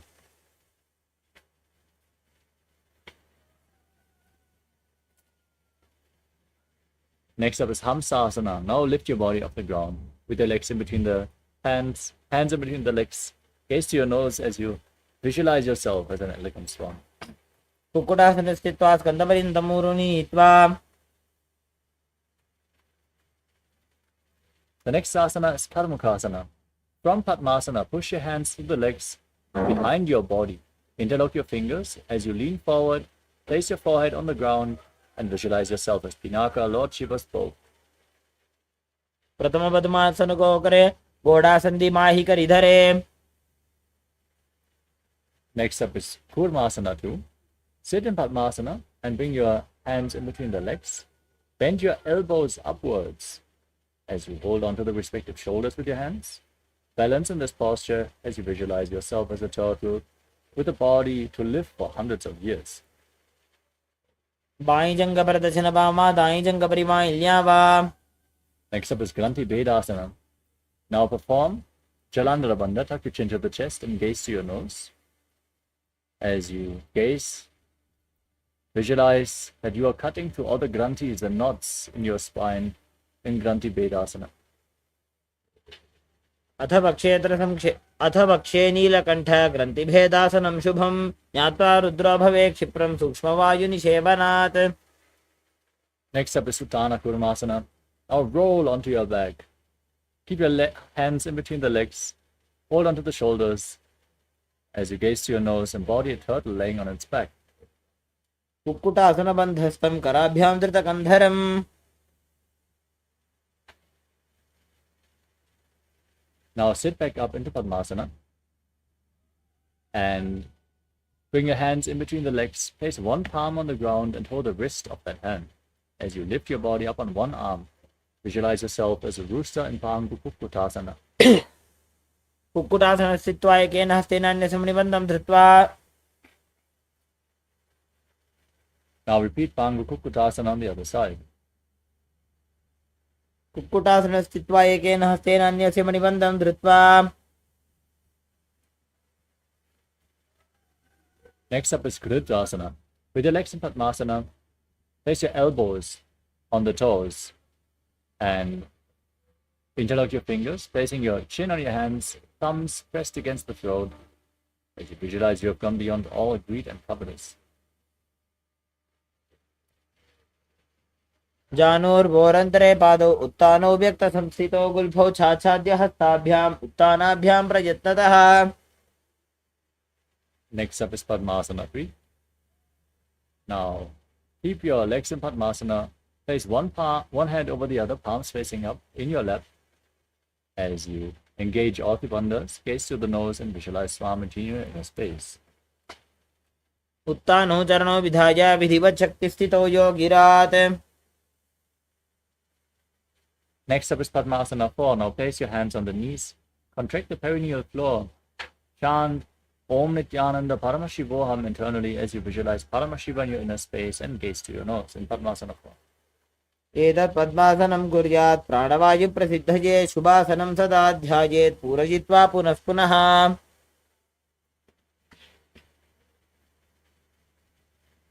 Next up is Karmakasana 2. Now keep one hand on top of the respective knee and hook the other fingers in Prana Mudra around the big toes as you pull the elbow back as if you're pulling a bowstring. Move the big toe round and round. Then repeat the movement on the other side, visualizing yourself as Lord Shiva's bow. अथान्यासनमावक्ष्ये योगपूरकरक्षणात्.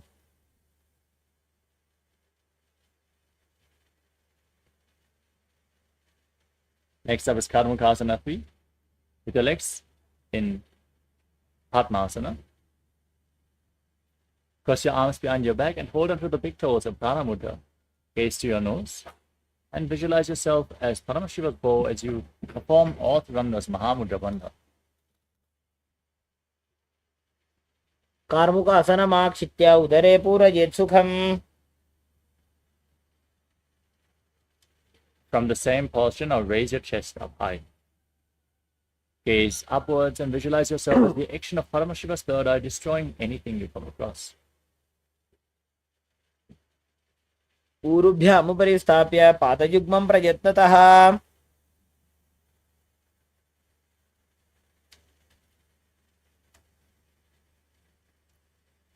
Next up is Nagarasana.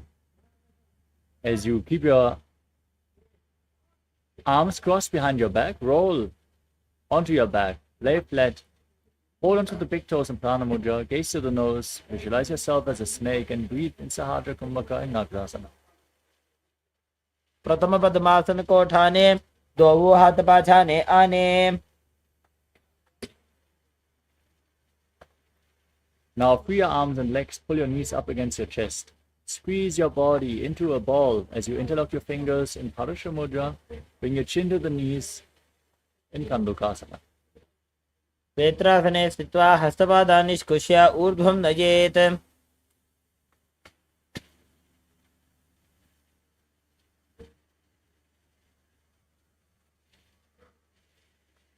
Next up is Urdhva Bhavanasana.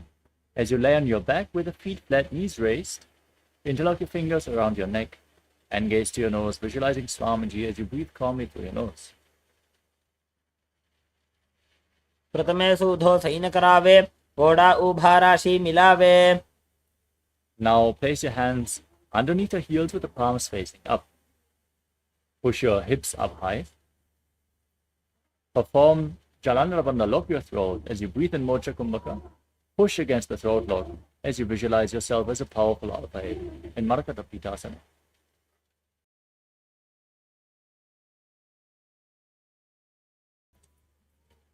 उत्तानशयनं पादतले उत्तानहस्तयोः स्थापयेत् पृष्ठभागमुत्रमजेत्.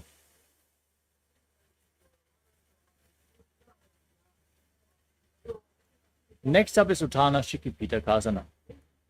As you support your lower back with your hands, elbows resting on the ground, raise your hips up high. Bear the weight of your body on your elbows as you gaze to your nose and visualize Swamiji in Uttana Shikipitakasana.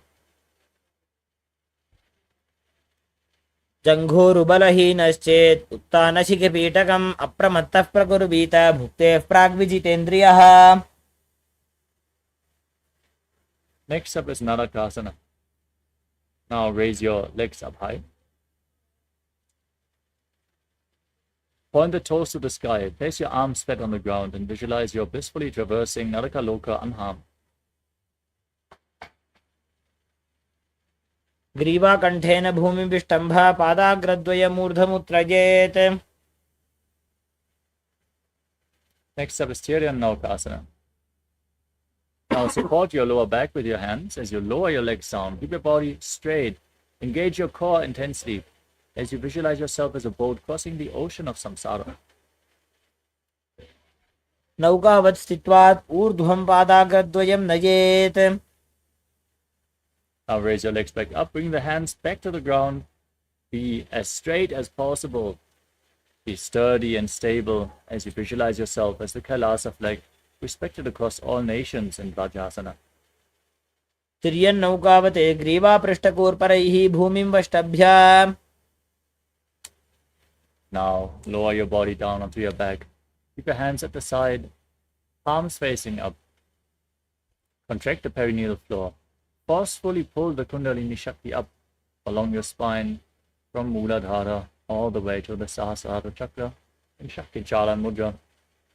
As you visualize that your body is dead, leave your body behind and visualize Swamiji is liberating you. Internally chant Om Nithyananda Paramashivam.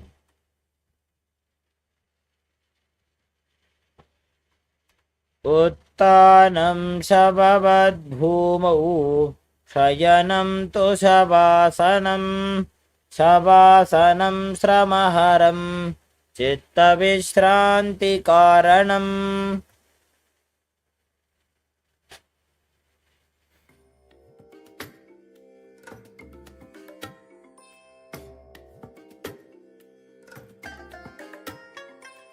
I bless you all. Let you all open all your three eyes and manifest the powers of Mahasadashiva. Om Nithyananda Paramashivoham. Om Nithyananda Paramashivoham. Om Nithyananda Paramashivoham. Om Nithyananda Paramashivoham.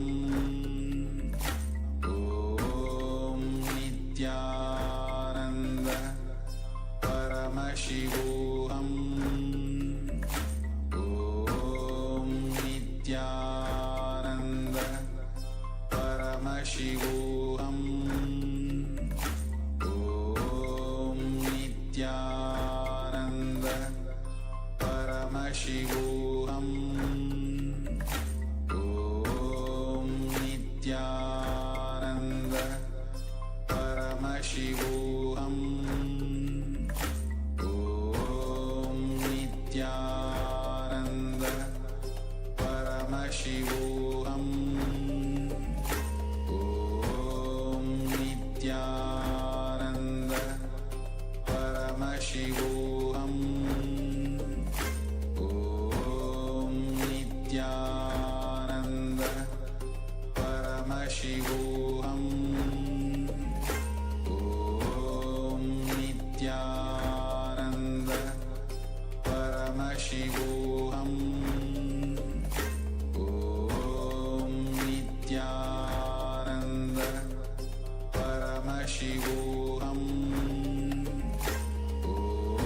Om Nithyananda Paramashivoham. Om Nithyananda Paramashivoham. Om Nithyananda Paramashivoham. Om Nithyananda Paramashivoham. Om Nithyananda Paramashivoham. Now, slowly return to your physical body. Wiggle your fingers and toes, your wrists and your ankles, your elbows and your knees. Pull your knees up against your chest. Rock your body from side to side and slowly return to a comfortable seated position. Congratulations! You completed the Dvitiya Vinyasa Krama 308 asana sequence. Empowered by this intense yoga session, let us now straight move into the power manifestation. Manifest the Shaktis of Paramashiva with the awakened Kundalini. Get ready, the next acharyas are going to join us very soon. Have some water, eat just a small bit, and get ready for the power manifestation. Now let's close this session with the head, neck, and spine in a straight line. The hands joined in Namaskara Mudra. Visualize Swamiji in your inner space. Maybe a sweet smile as we chant the Purna mantra. Om Purnamadav Purnamidam Purnat Purnamudachyate Purnasya Purnamadaya Purnamevavashishyate. Om Shanti Shanti Shanti. Hari Om Tat Sat. Sarvam Bhagavat Shri Nithyananda Paramashiva Padukarpanamastu. Om Nithyanandam. Thank you all. Nithyanandam.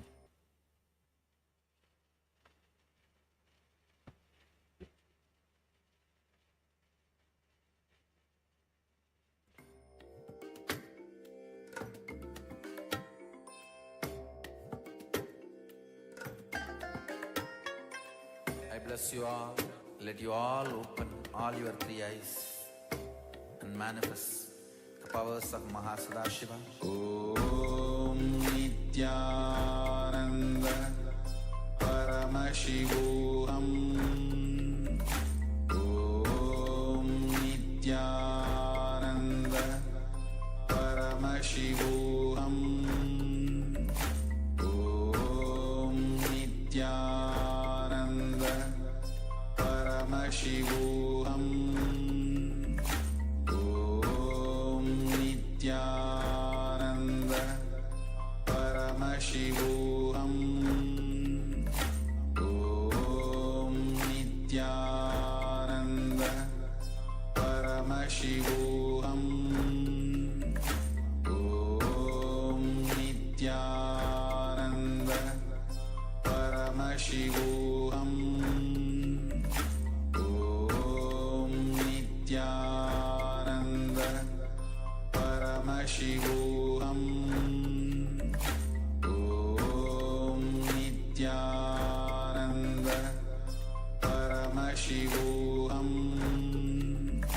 Om Nithyananda Paramashivoham.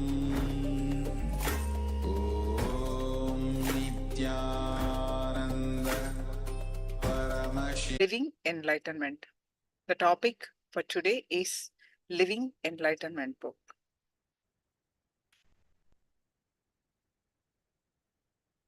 How to live, radiate, living enlightenment. So let's start with the third eye power manifestation.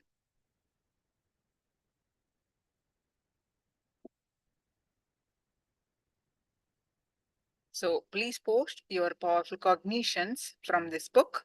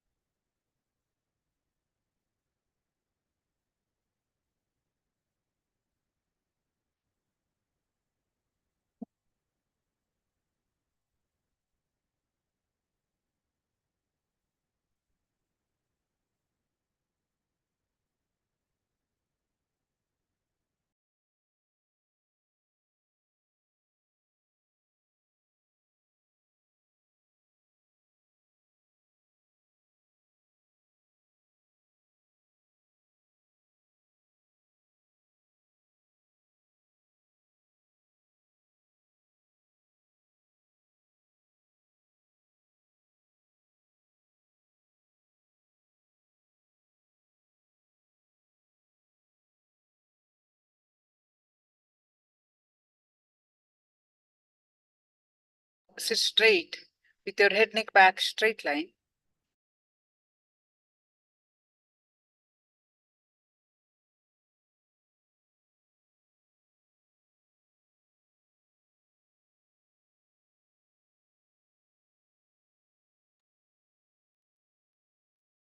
Any thoughts that are coming now, let it come, let it go.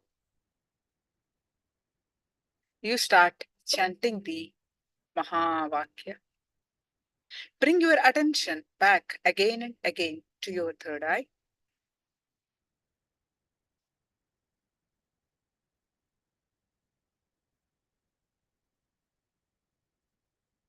And chant intensely the Mahavakya.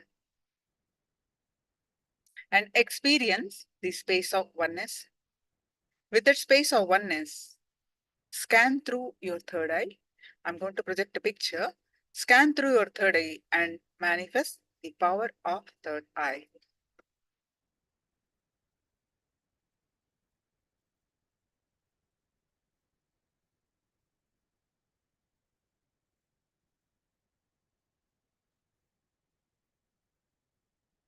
Intensely chant the Mahavakya. Om Nithyananda Paramashivoham.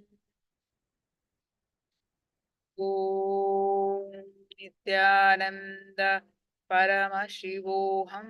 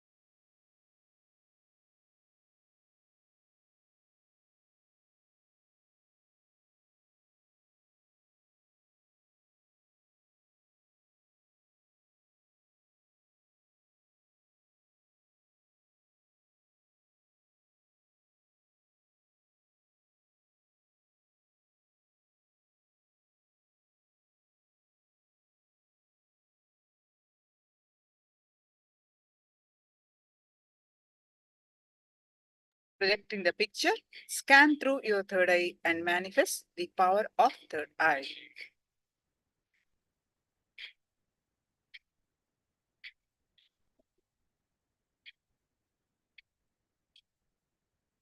Om Nithyananda Paramashivoham. Om Nithyananda Paramashivoham. Om Nithyananda Paramashivoham. Om Nithyananda Paramashivoham. Om Nithyananda Paramashivoham. Om Nithyananda Paramashivoham. Om Nithyananda Paramashivoham. Om Nithyananda Paramashivoham.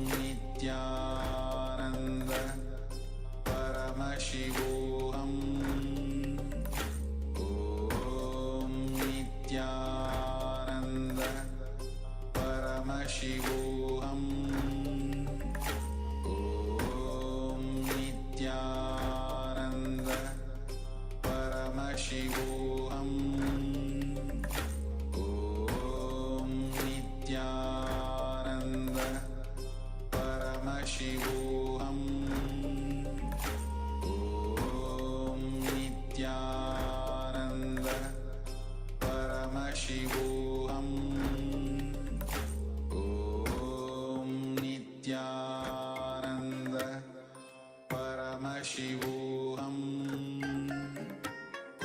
Om Nithyananda Paramashivoham Om Nithyananda Paramashivoham Om Nithyananda Paramashivoham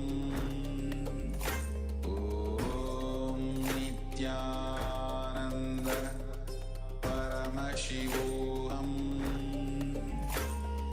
Om Nithyananda Paramashivoham Om Nithyananda Paramashivoham Om Nithyananda Paramashivoham Om Nithyananda Paramashivoham Om Nithyananda Paramashivoham Om Nithyananda Paramashivoham Om Nithyananda Paramashivoham Om Nithyananda Paramashivoham Om Nithyananda Paramashivoham Om Nithyananda Paramashivoham Om Nithyananda Paramashivoham Om Nithyananda Paramashivoham Om Nithyananda Paramashivoham Om Nithyananda Paramashivoham Om Nithyananda Paramashivoham Yes. Nithyananda. Now, all of you, please go ahead and post your whatever your third eye reveal in the chat. Quickly post whatever your third eye reveal in the chat.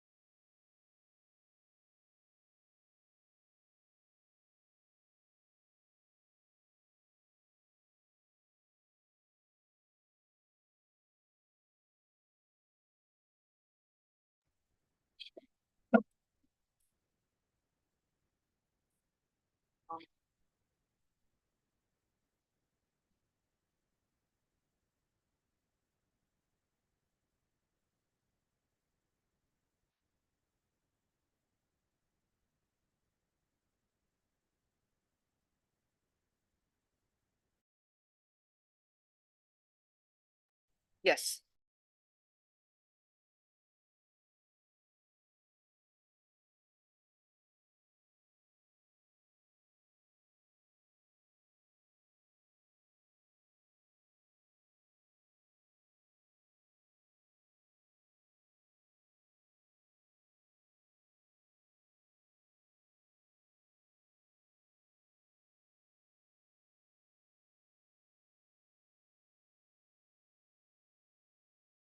Sorry.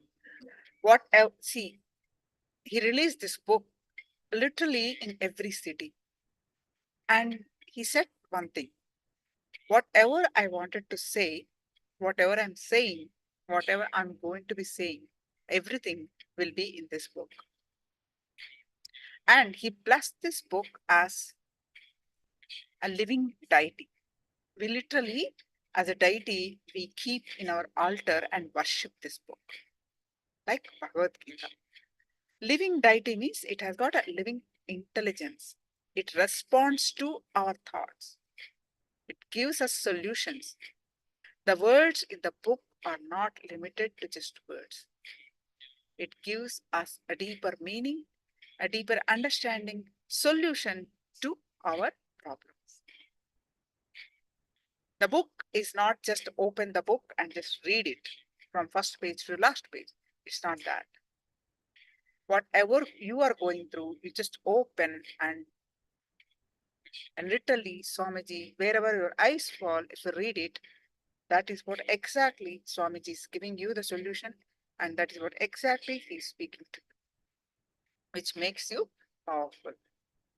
This has been the experience of lakhs and lakhs of devotees since then. So let's have introduction about the Living Enlightenment book now, a 20-minute introduction.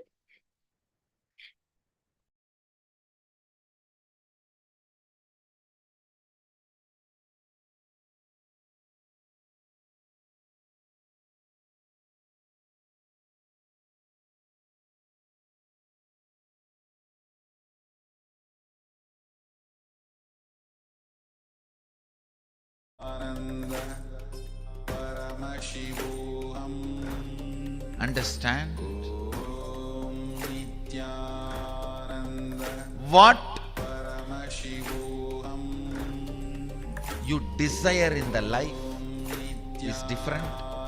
What you believe is going to be happening in your life is different.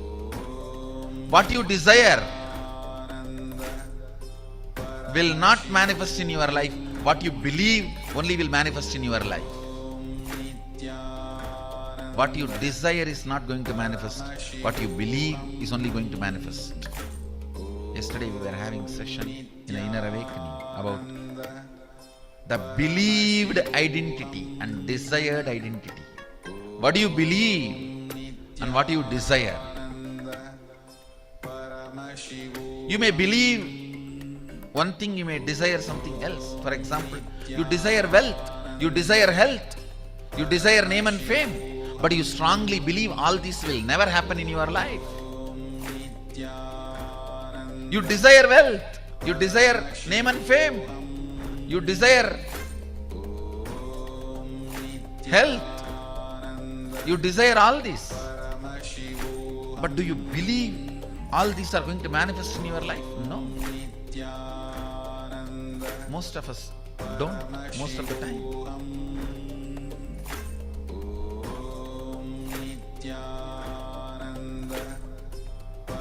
What you believe only manifests.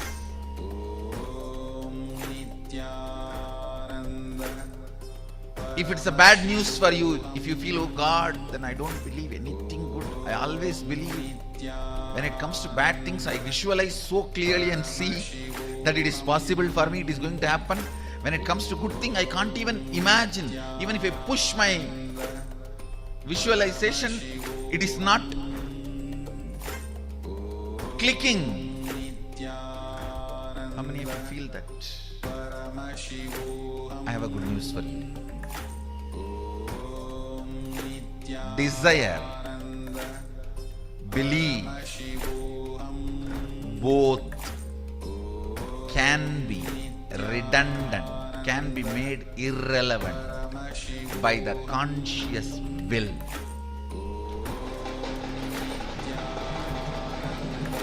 Understand? You desire for great health, but you always believe you will only be tired, sick, dragging your life. your desire is health, your belief is sick or clinically fit. But if you will install the will of immortality of the Sadashiva, this both, your desire and belief, both can become redundant, irrelevant. Bringing the will to play and making your belief and desire redundant is what I call Jivan Mukti, living enlightenment. Listen. Bringing your will, playing with your life, with your will, making desire and belief redundant is living enlightenment. You may be believing your life is negative. You may be desiring to have your life positive, but you can bring your will and make both redundant and manifest the life you want is the science of Sadashivoham. That is the science of Sadashivoham. Your will, Anya, is powerful enough to make your desire and belief both redundant. Listen. Tons of methodologies Sadashiva is revealing in the Agamas. Agama is complete works of Sadashiva.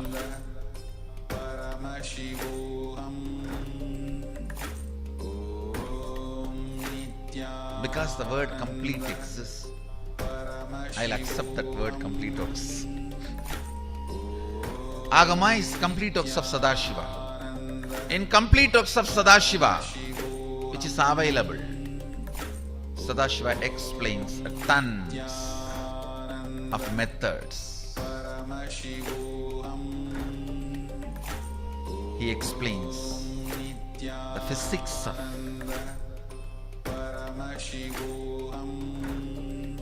the Maya matrix, chemistry of the Maya matrix, biology of the Maya matrix,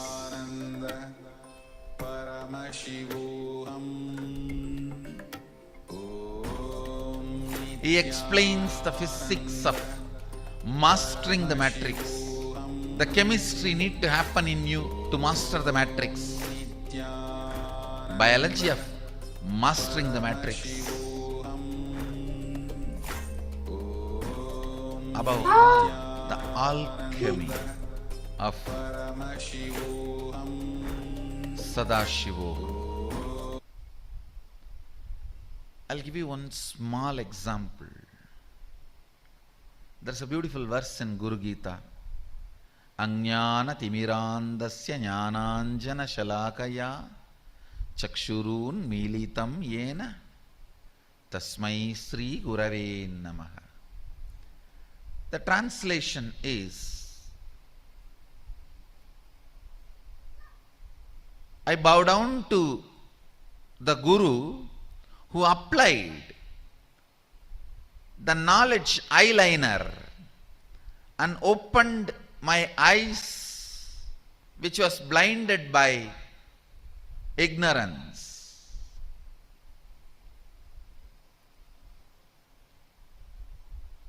If you just read this superficially, you will miss the whole truth. You need to ask the question, how can eyeliner open the eyes and make the eyes have vision? Eyeliner is always beauty product. Maybe it can make others feel you have a big eyes. That cannot bring vision.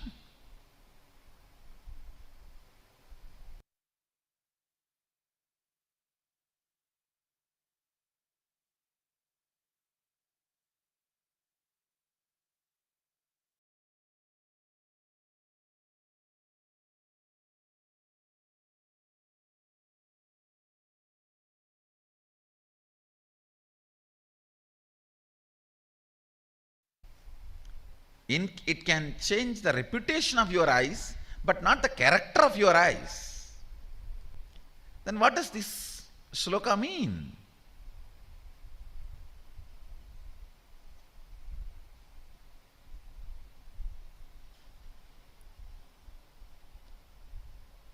If you further read the Agamas,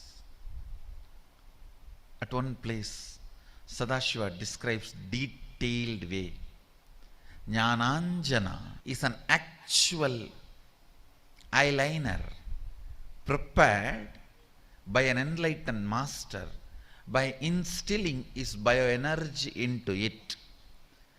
If it is applied on all your three eyes, you also need to understand here, when Sadashiva says, Chakshurun militam yena, he uses the word plural, not dual.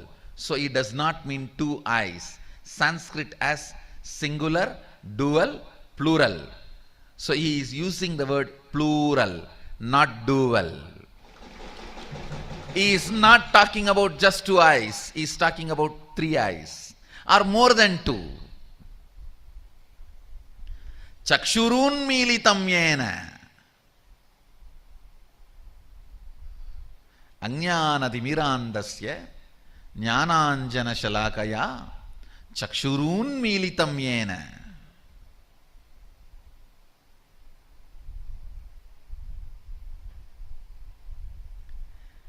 It is actually a alchemy science where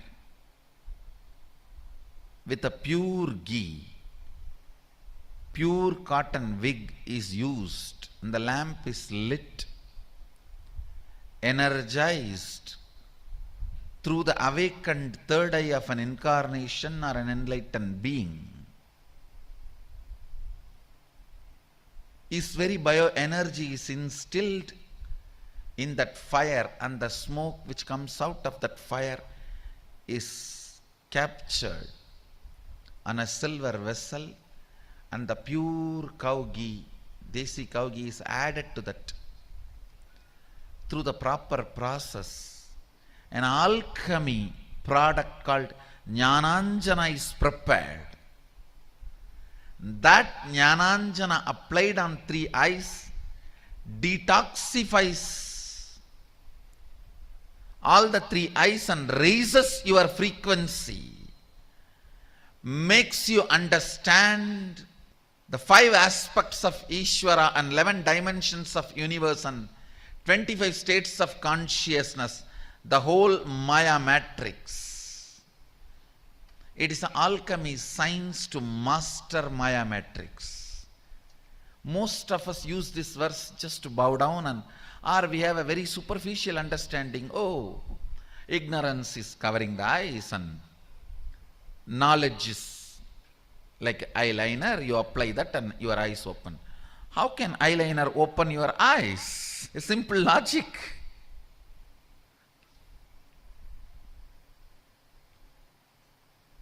Your eyeliner may make others to see you, but how can it make you to see others? It's an alchemy. It's an alchemy described elaborately in the Agamas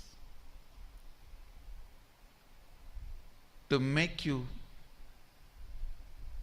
experience awakening of all three eyes and manifest many powers Sadashiva describes in Agamas. Understand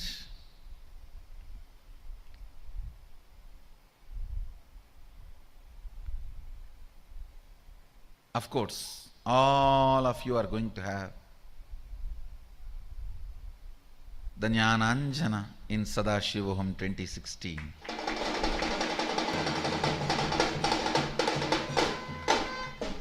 A properly prepared Jnananjana which literally functions on all your three eyes and makes you all manifest all the powers of Sadashiva. The whole science of Sadashivoham, methods to realize it, the tons of methods explained by Sadashiva in his complete works, I am literally using every possible available tool, method to awaken, every possible tool and method to awaken and give you the experience of Sadashivoham. From Jnananjana to the ultimate, very Shaktipada. Shaktipada is not energy darshan. Understand? The Shakti Nipada is not energy darshan. Energy darshan is too small word. Shakti Nipada can be translated only as power darshan.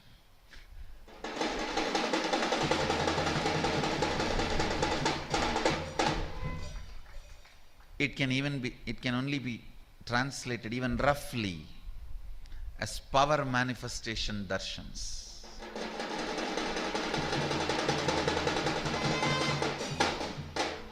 You will be experiencing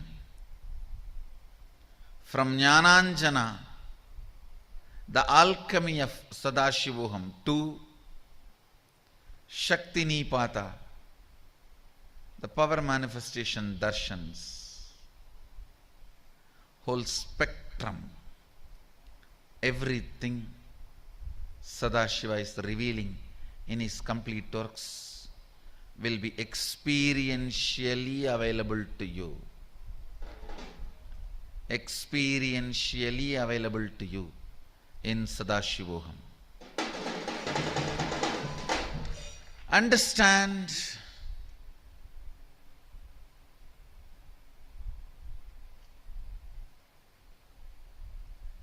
it is an invitation for you from the spaceship KAILASA to wake up from the Maya matrix.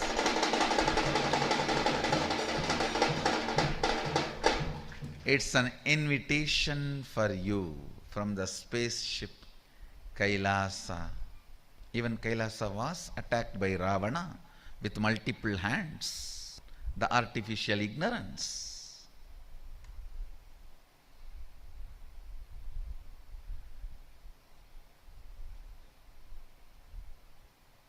But could not do anything. The artificial ignorance got crushed under the KAILASA.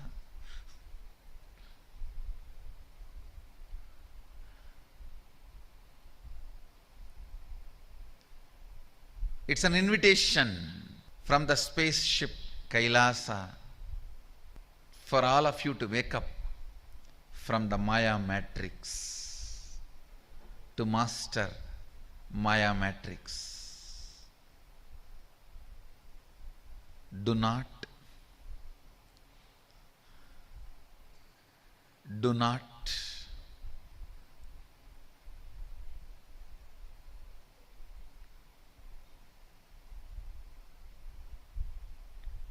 miss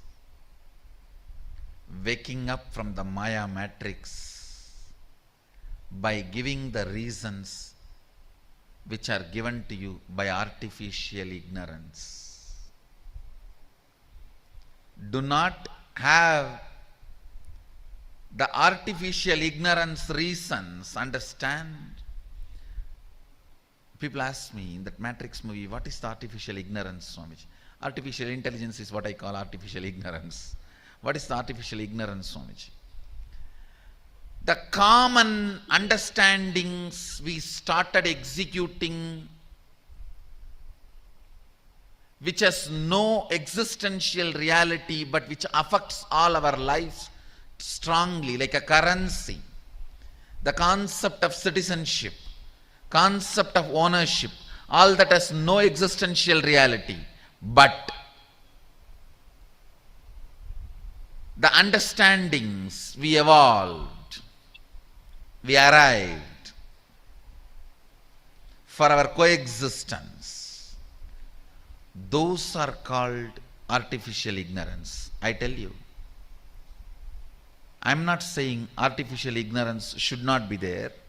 I'm only saying it should not be there more than 51% in you. Let your life not be driven by it.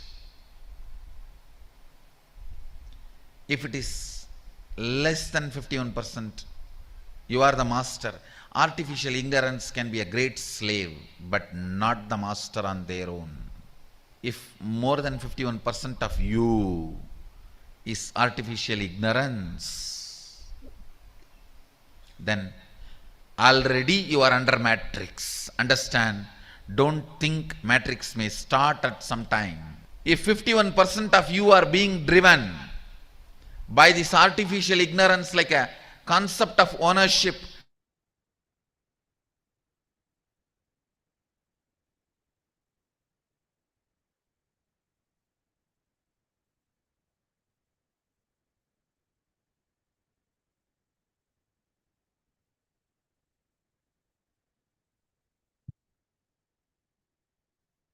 Yes, Nithyanandam everyone.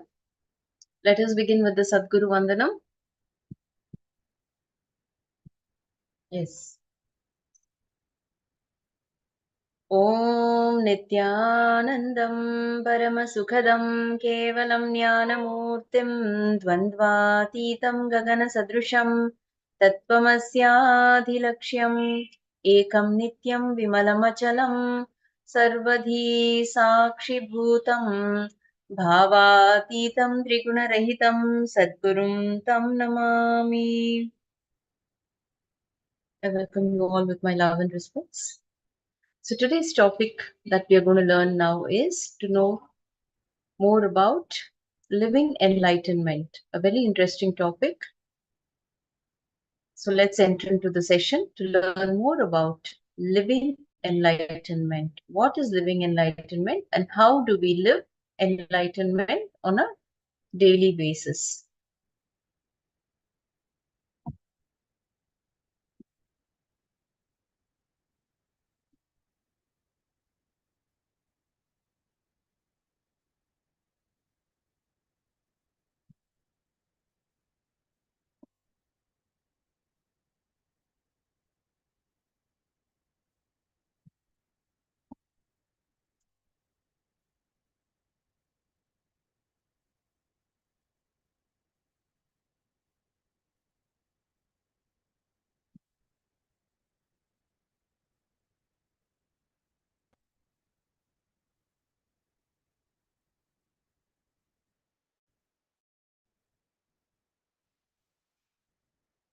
So, introduction to living enlightenment. A video where we are introduced to this subject.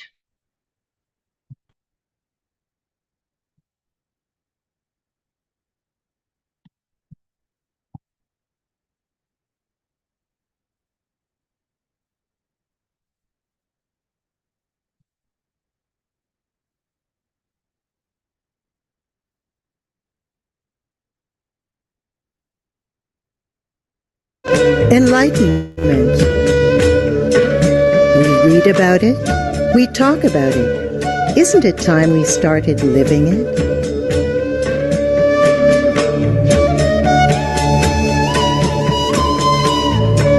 What is living enlightenment? Living enlightenment is nothing but living life at the optimum with success and abundance in the outer world and a deep joy and fulfillment in the inner world. Enlightenment is not a mystery. It is a tremendous possibility that is available to each of us at every moment. To pick up that possibility and transform it into reality is to live enlightenment. Every moment life is inviting you to define your own unique expression of enlightened living. Whether it is physical wellness, emotional balance, fulfilling relationships, effortless success, or simply conflict-free living. In this series of transformational talks, Paramahamsa Nithyananda shares with us practical, effortless ways to replace stress with peace, pain with joy, need with abundance, loneliness with completeness. Stay tuned for the Living Enlightenment talks, for who might be the truth that can change your life. Inspiring talks, yoga and meditation techniques, discussion forums, free downloads including articles and ebooks, podcasts, audiobooks, and more.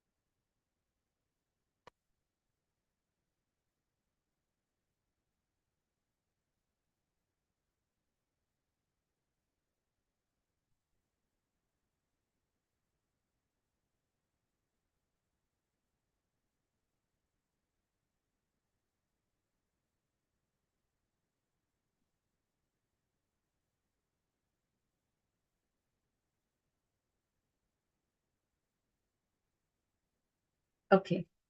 So now let us learn more about living enlightenment. That was a short video where we learned what is living enlightenment and what can happen once you are enlightened. What are the experiences you can have and what are the states that you can experience? One experiences when one is enlightened.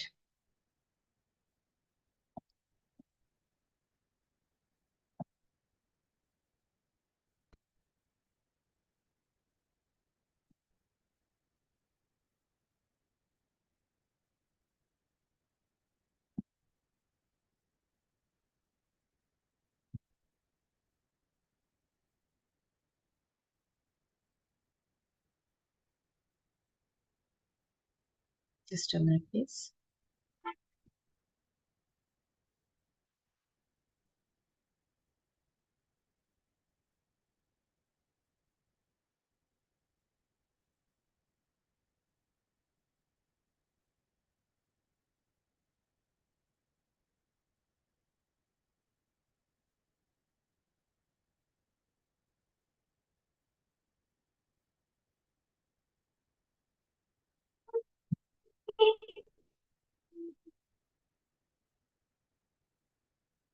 Okay. So if you are here, it means existence wants you to be here in this form. So first thing you need to understand is you are a conscious miracle of existence. You are not an accident. You are an incident. And this is the straightforward and simple truth.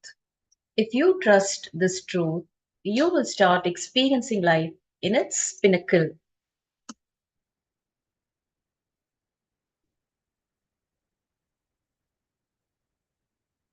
So what happens in the process of living enlightenment? Existence expresses itself through you. What you call your potential is nothing but the expression of existence through you. When you freely allow this, you will start realizing your infinite potential. So, living enlightenment is living with the flowing energy of existence in synchronicity with its miraculous happenings. The understanding and the experience that we are one with the energy outside us, expands our consciousness. We realize that we are all waves in the same cosmic ocean.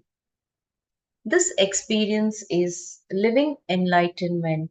This experience is Nityananda. The state of Nityananda is nothing but living enlightenment.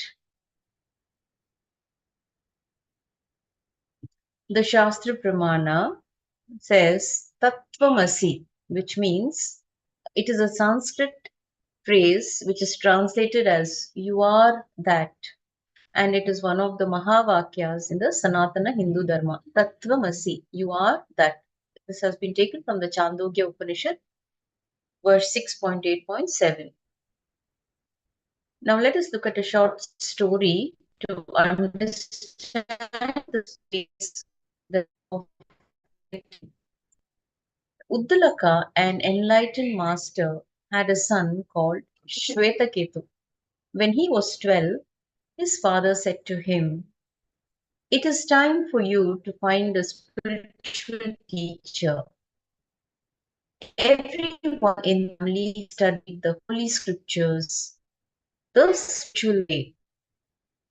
So, Shwetaketu went to a teacher and studied the scriptures for 12 years. He returned home very proud of his intellectual knowledge. His father observed him and said, "My boy, you seem to have a high opinion of yourself. You are proud of your learning, but if you ask your teacher for the spiritual knowledge that enables you to hear the unheard, think the unthought, and know the unknown." What is that which the asked Shwetaketu? Just as by knowing a lump of clay, everything that is made of clay can be known, since any differences are only words, and the essential reality is clay. In the same way, by knowing a piece of gold, all that is made of gold can be known, since any differences are only words, and the reality is only God. Uddalaka responded, "Teachers must not have known this, or they would have taught it to me. Father, please teach me this knowledge." "I will," replied his father. "In the beginning, there was only a being." Some people claim that in the beginning there was nothing at all and that everything has come out of nothing. But how can this be true? How can that which is come from that which is not? In the beginning, there was only one being, and that being thought, "I want to be many, so I will create." Out of this creation came the cosmos. There is nothing in the cosmos that doesn't come from that one being. Of everything that exists, this being is the innermost self. He is the truth, the self supreme.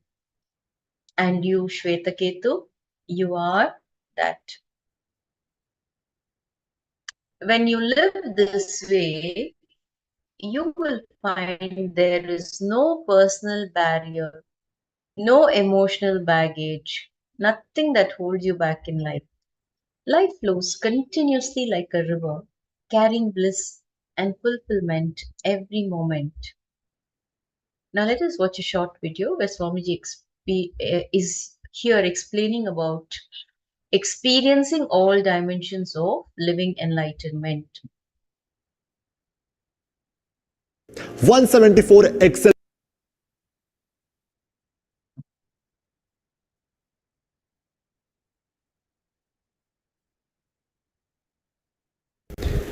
सदाशिवसमारम्भाम् शङ्कराचार्यमध्यमाम् अस्मदाचार्यपर्यन्ताम्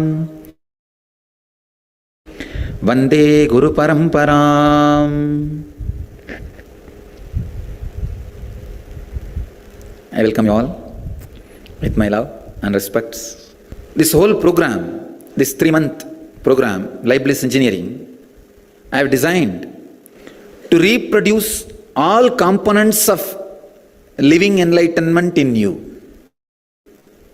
So there are so many components of Jivan Mukti, living enlightenment.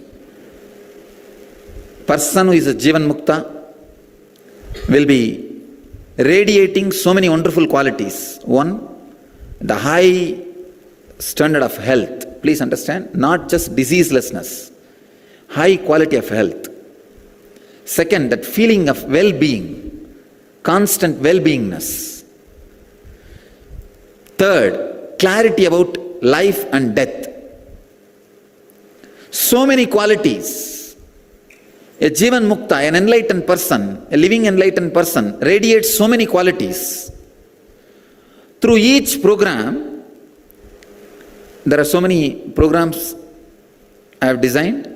Through each program, I am trying to reproduce one component of Jivan Mukti in you. Through LBP level 1, I am trying to reproduce the component of clean energy centers, means emotional balance. That's a component I am trying to reproduce.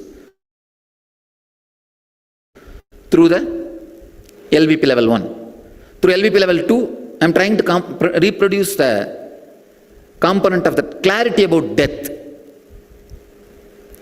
Through the Atmaspurana, I am trying to reproduce the component of completely unclutched, always unclutched.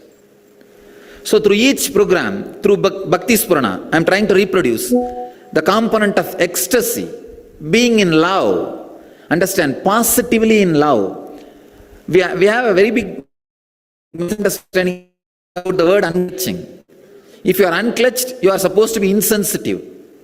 Unclutching is not insensitive. It is emotionally balanced, but very deeply, positively connecting with the life. That is what I call Bhava Samadhi. Being in the Samadhi of the life, with the whole life being in Samadhi, being one with the whole life. So through Bhakti Spurana, I am trying to reproduce the component of that Bhava Samadhi. Being in love, passionately in love with the cosmos, with the life. Through the healer's initiation, I am putting people to live in the Jivan Mukti continuously.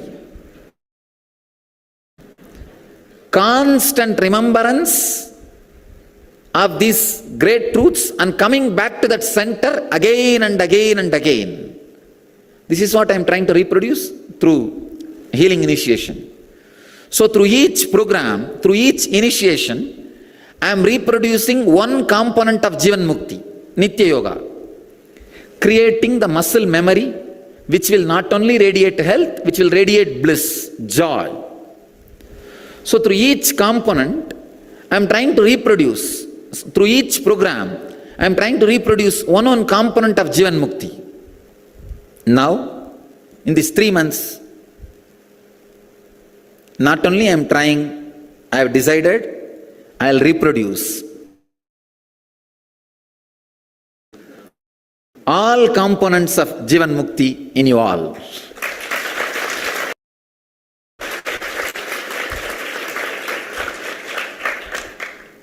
When I say, I really mean it. So, I'll do the job. This whole program is designed to reproduce all components of Jivan Mukti in you. All components of living enlightenment in you. The health, there are different levels, different components of Jivan Mukti. The ability to handle life, the ability to see through the difficult problems.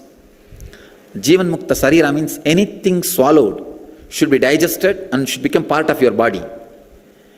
Jivan Mukta mind means anything seen, you should be able to swallow, digest it, crush it, and clear it. It should become wisdom. Any food swallowed should become energy, and anything seen should become wisdom in you. That is what I call Jivan Mukta Sarira, the body of enlightened and the mind of an enlightened. So different components of enlightenment I am trying to reproduce through each one-on program. Through this 3 months program, through this LBE, I am reproducing all components of Jivan Mukti in you. So all I need from you, be relaxed, sit back and enjoy the flight. Nothing else. Just sit back and enjoy the flight, nothing else. When I say sit back, come down to your body. Come down to your body. You don't need anything else except just live in your body for next 3 months. That's enough. Live in your body. Be physical. This is the first thing I wanted to share with you, so that you will remember. Even if you have forgotten everything else, you will remember this one word. First thing Swamiji told me, be physical. Just be physical. Be with the body. You are here means you are here. That's all. You are nothing more than your body. Please be very clear. This is the first lesson I am teaching you. Do not think you are mind, you are soul, you are cosmic soul, you are Brahma, you are Parabrahma, you are Atma, you are Brahman. Relax. You are the body which you are carrying. Start with that. Maybe your experiences will start growing, expanding. When you start working on these truths, when your experience expands, that time realize you are Atman, you are soul. Not before that. Please do not carry assumed theories. Your assumed theory stops me working with you. It just stops me working with you. If you have assumed theories, you are Atman, you are God, you are this, you are that, you are a man, you are an illusion. If you think you are God, you are in the same level of illusion. You are in a right space. You are Jivan Mukta. You are living enlightened. You are living enlightenment. So I am telling you, you thinking you as a man or you thinking you as God, both are delusions in different angle. So do not think you are God, relax. Do not think you are man, same way, relax. As on now, you know only one thing, you are body. Just let us start from here. Let us start from where we are really standing.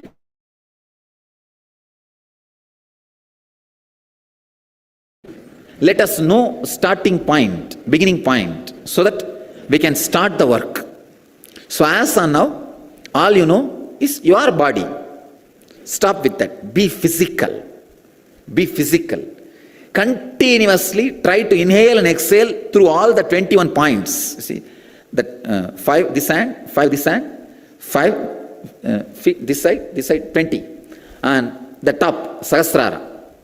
Through this 21 point, constantly inhale and exhale. Inhale and exhale through these 21 points means continuously be physical. Feel the heaviness of your body, not the heaviness of the mind. If you feel the heaviness of the mind, you will start feeling.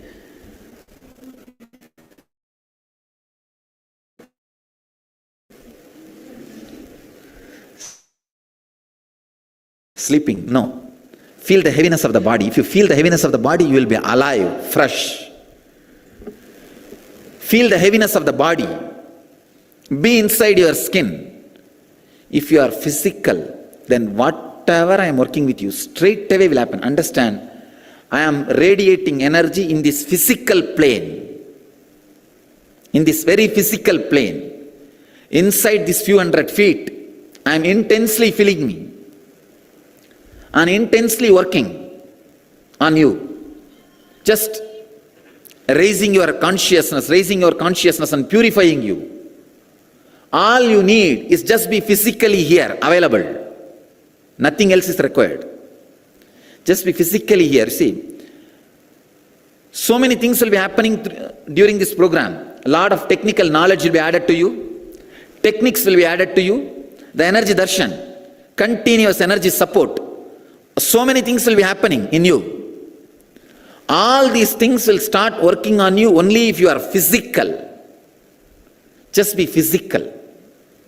Forget about all other ideas. If you have been fed with the idea that you are soul, you are God, you are light, you are powerful, effulgent energy, it's all poison. Relax. Drop from all those ideas. Just be body, be a normal person, be physical. Be physical, the process can start. The process can start. If you are physical, just one word is enough for me to raise you. If you are mental, with all different words, when I say let your consciousness raise, you will start imagining. As if like a flight, you are raising. Some idea, yes, I am raising. I think I am raising. Understand, if you are physical, you don't even need to visualize the words which I am uttering. Straight away they will start expressing themselves in you. Straight away they will express themselves in you. You do not need any visualization, this, that, nothing is needed. Just be physical. You will go through a beautiful process. Very beautiful process. To tell you honestly, all teachings, the technical knowledge and techniques are only to the effect of the placebo effect. The process directly which master does, the energy, the initiation, that only actually works. See, straight away I cannot tell you, just sit, I'll do the job. It looks arrogant. The technical knowledge and technique is the inevitable suffering which you need, without which you will not feel comfortable. The things are happening with you. That's all, nothing else. So it is only like a placebo effect. So if I use a little technical knowledge and technique, you will know, oh yes, I think he really knows what he is talking. He really knows what he is talking. So it's more or less like convincing your logical part to cooperate with the process, nothing else.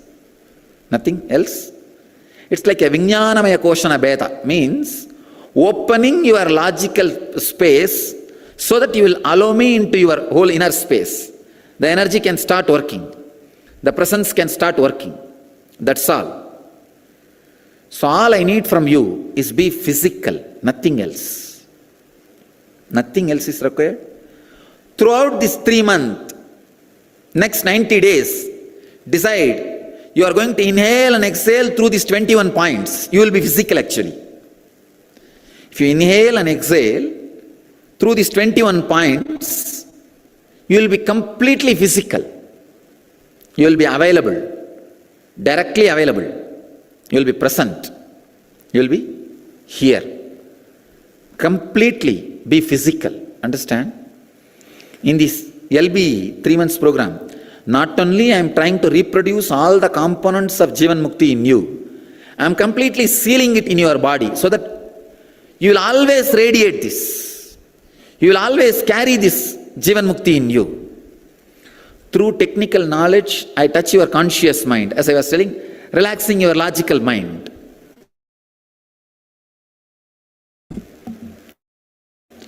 Just, it's in a way, not directly, indirectly, I know more than you, relax. If I tell that directly, it hurts. So I use all complicated terms, really complicated terms. And if I don't get one, I just make more complication. So that your mind says, oh God, what a brain.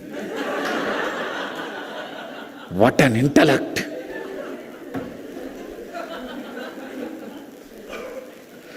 So you can relax.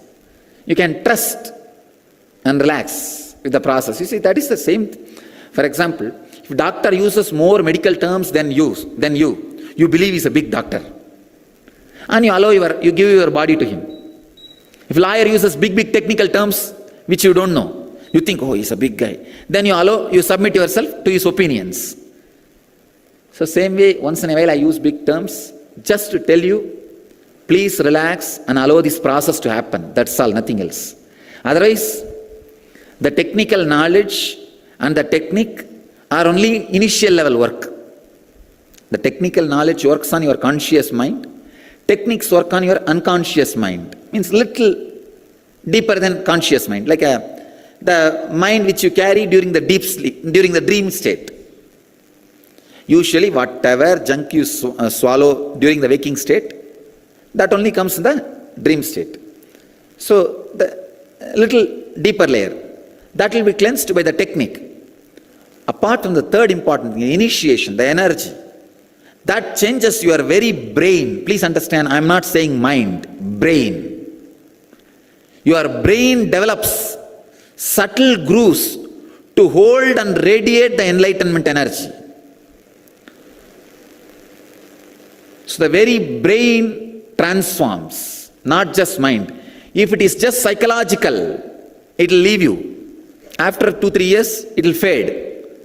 What I am doing here is not just psychological, creating physiological changes. Mutation of the very body. Mutation of very body. So, this initiation, actually, I did 2 scientific study. Now we want to do complete further studies. Just by the initiation, what all the changes happens in physical brain. I am not talking about mind. The brain develops subtle grooves. The subtle system to hold and radiate this energy. Through this 3 months, I am working on your very body, on your very physical body, working on your muscle memory, working on your physical brain, not just the mind. See, working on mind does not need actually my physical presence. YouTube is enough. If you want just psychological experience, YouTube is enough. 600 discourses are there. I tell you honestly, these 3 months, whatever you are going to hear from me, everything is already put in YouTube. You don't need to be here physically at all. Just have your computer and YouTube discourse, that's enough. To create the psychological effect, YouTube is enough. But here, I am not creating just psychological effect. I am creating physiological effect. So that when you go back, you will radiate me. You will radiate this whole thing physically. Physically you will radiate. So understand, if it is just psychological effect, there can be some conflict, this, that, so many things. But when it becomes body, your muscle memory, bio-memory, you just radiate. So please understand, whole next 90 days, inhale and exhale through all these 21 points, not just through the nose, through these 21 points, just 2-3 days you will be habituated. You will see very clearly, you are really inhaling and exhaling through these 21 points. Crown, 1, 5, 6, 5, 11, 5, 16, 21. That's all. Inhale and exhale through these 21 points. Whether you are walking, sitting, talking, dancing, all the time. Remember, inhale and exhale through these 21 points. That's all. Inhaling and exhaling through these 21 points. Make this as a basic way of breathing. Basic way of breathing. You will see, whatever I am talking, whatever I am saying, when I say be physical, you will really live it. You will be really physical. And the process can be intense. The process can be so beautiful. Please understand, it is from bliss to bliss to bliss to bliss. So no pain, no suffering. If you think you are going through some low mood, you are responsible. Process is not responsible. Be very clear. The problem is the moment you make it sacred, you will never come out of it. So do not make any of your suffering sacred by associating that with your spiritual growth. No. All suffering is suffering. All suffering is suffering. Understand? It is no way connected to spirituality. Spirituality is from bliss to bliss to bliss to bliss. Over. So anything else comes in between. Be very clear, it is simple stupidity. All you need is little intelligence. Over. Nothing else. Do not associate your stupidity and depression with spirituality, and do not give sanctity to your stupidity. And that is the first thing. See, when you give sanctity to your stupidity, it can never be cleared. I have seen people giving sanctity to their stupidity, saying, no, I am going through some Kundalini process. That is why I am in low mood.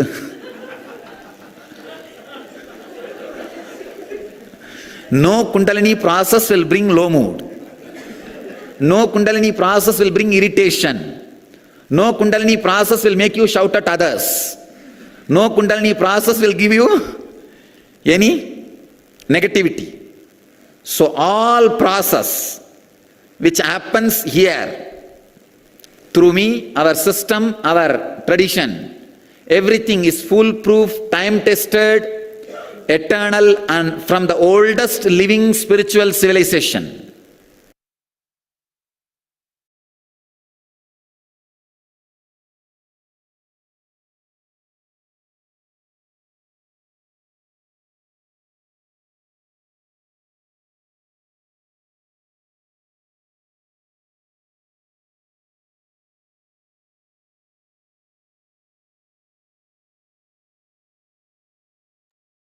Yes. So after the wonderful sharing by Swamiji, let us continue to learn how to live a conflict-free life. Only when you start becoming conflict-free, suddenly the world which you experience becomes conflict-free. So the conflict with another person happens only when there is ego. Conflict can happen due to a situation in your life. When you clean your inner space with the power of integrity, you will realize that all the contradictions, conflicts, and confusions you carry are responsible for your whole life, for all your actions, all the reactions you attract from others, and all the happenings of life. Conflict happening outside is nothing but a reminder of the conflicts and incompletions which are there inside.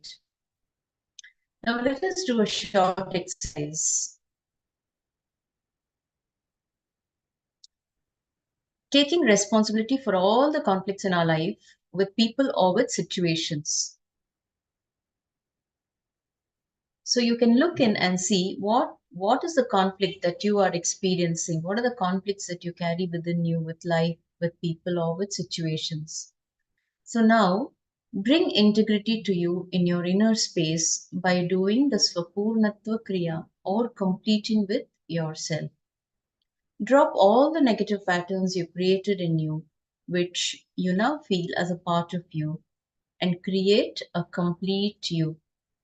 So, first thing is looking in and taking responsibility.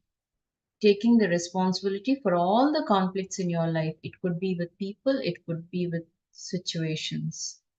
And the next step is to bringing integrity to you in your inner space by doing the Svapurnatva Kriya or completing with yourself.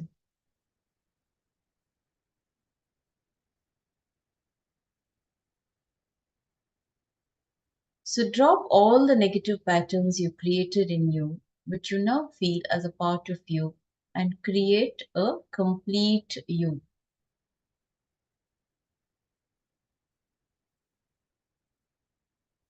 So we can do this exercise.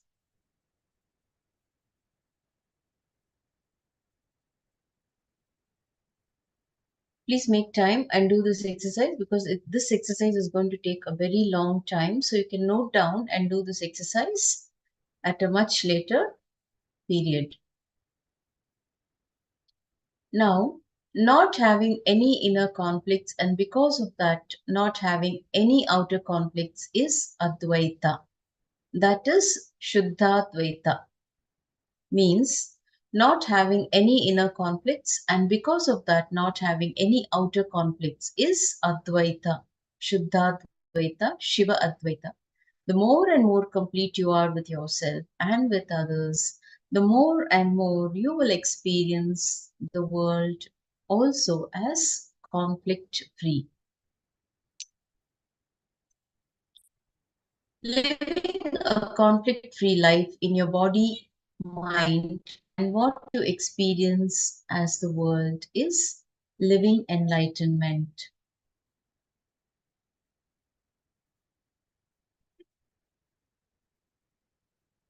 So, introducing you to a living deity, the living enlightenment. Living Enlightenment is the book written by, it is personally authored by Swamiji, and it is a living deity, which is a must have in your bedrooms. So, whenever you come across this book, every day make it a habit to read at least one page, receive the powerful cognitions just before going to bed, or when you get up first thing in the morning, open the book, any random page, and you will receive a powerful cognition that can be applied to your life, in your day. You can apply that powerful cognition to all the problems that you are facing. It will give you powerful solutions and help you to break free from all the conflicts. Now, this Living Enlightenment book is a scripture. It is a living deity because it has all the powerful truths that Swamiji has shared, and whatever he has to share in future, everything consists in the form of a book. It is known as a living deity because it is a guide, a personal guide, which helps you to walk through your personal lives with the space of positivity and possibility. Now, the scriptures of all great religions are the expressions of wise masters to convey their experience to us. When they live, the masters themselves are the experience that we can share. The Supreme Pontiff of Hinduism, Bhagavan Nithyananda Paramashivam, is such an experience. Living enlightenment is for anyone who wishes to live a fulfilling life. It reveals the secrets of the self, existence, and the world. It is for every individual to start experiencing the ultimate purpose of taking human birth on planet Earth. Experiencing Shakti. Shakti is the energy to understand and change whatever you need to change in life. Buddhi. Experiencing Buddhi. Buddhi is the intelligence to understand and accept whatever you don't need to change in life. And finally, experience Yukti. Yukti is the clarity to understand and realize that however much you change, whatever you see as reality is itself a continuously changing dream. Finally, experiencing Bhakti. Bhakti is the devotion, the feeling of deep connection to that which is unchanging, eternal, and ultimate. Experiencing Mukti. Mukti is the ultimate liberation into living enlightenment when all these four are integrated. So, the living enlightenment is a living deity. It is the Gospel of Paramahamsa Nithyananda. And this book can be downloaded in the following link here.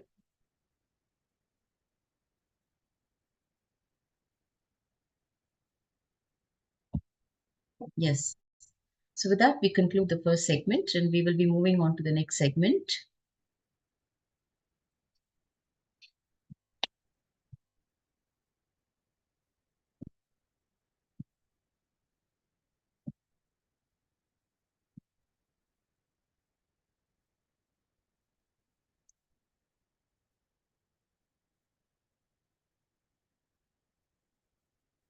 So if you can type in the chat whatever has been your understanding, whatever you learned in this segment, you can type in the chat.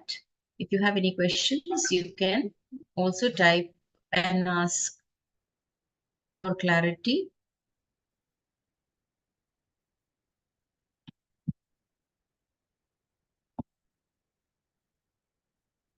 So now we will be moving on to the next segment. If you don't have any questions, we can move to our next topic, where we will be learning about the root of human suffering. What is the root of human suffering?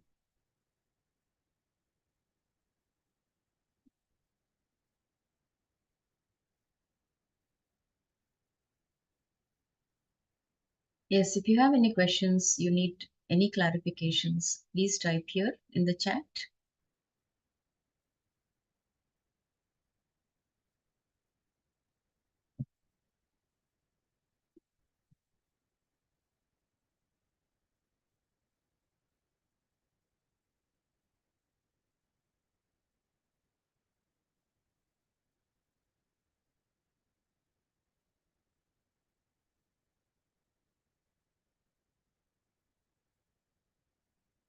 So in this segment, we will be learning how to protect ourselves from power-based, greed-based thought currents. Now, what is the root of human suffering?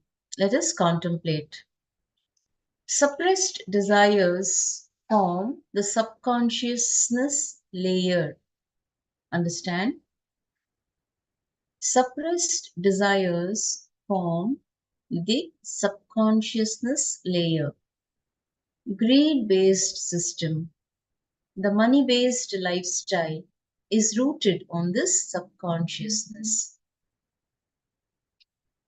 A good sleep with conscious dreaming, where the suppressed desires express themselves, and even in the dream you will have certain self-awareness and you will be able to alter the things in the dream. This will ensure that the subconsciousness doesn't contribute to the collective mass historic belief of money.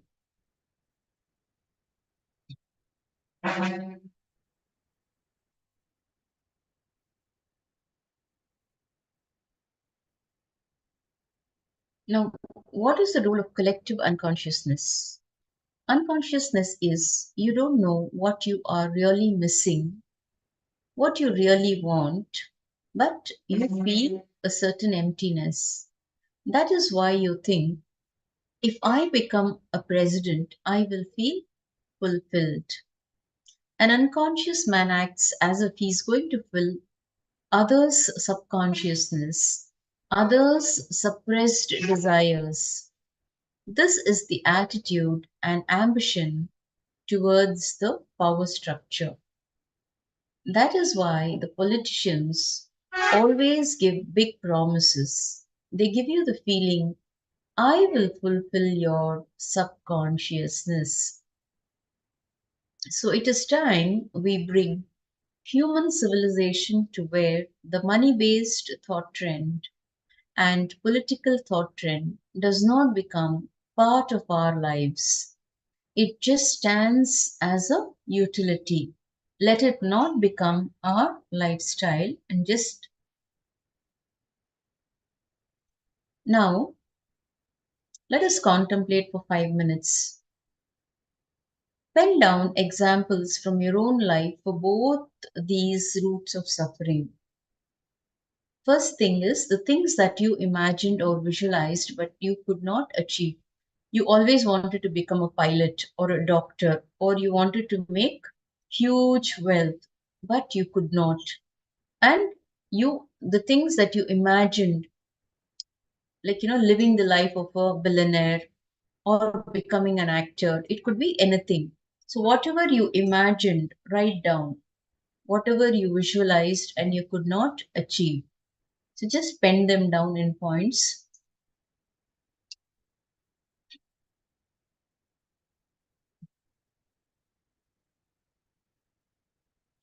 Now, you don't know what you are missing, but you are missing something. You don't even know what you are missing. You are only imagining, you are only visualizing, but you are not able to live reality as it is. For example, if you're thinking in the lines of, oh, if I become an MLA, I will feel fulfilled, or if I become an MP, I will feel fulfilled. So if you are thinking in those lines, you don't know what you are missing, but you feel that you are missing. Okay? So just pen down.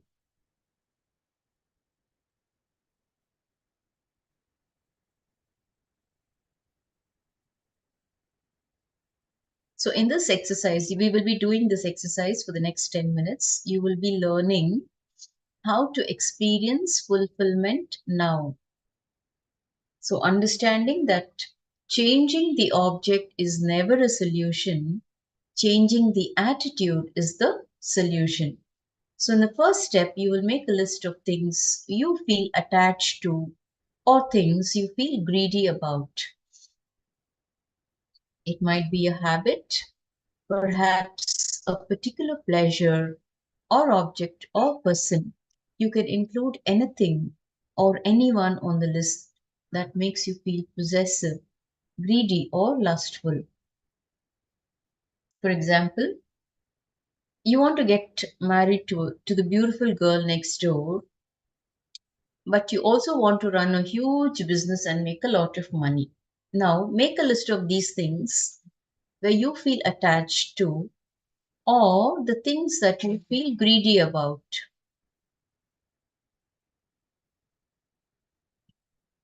So it could be a habit, a particular pleasure, an object, or a person. So you can include anything or anyone on the list that makes you feel possessive, greedy, or lustful. So we'll take 5 minutes to do this and then we will move on to the next step.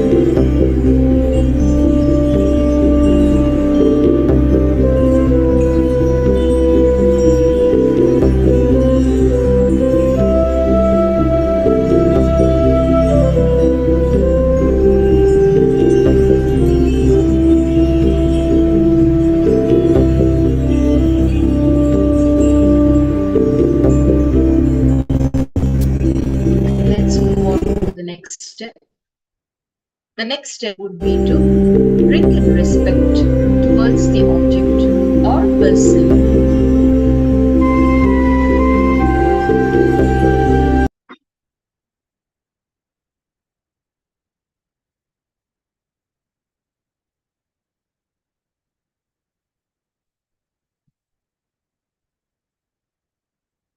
Yes. So the second step would be to bring in respect towards the object or person. For example, what is it about being an MLA you are looking forward to?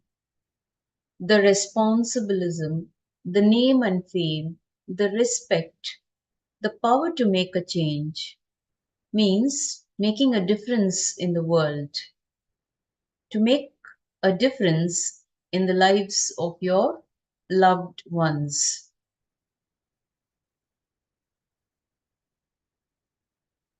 So, in the first step, you have written down your imagination or visualization of becoming a politician.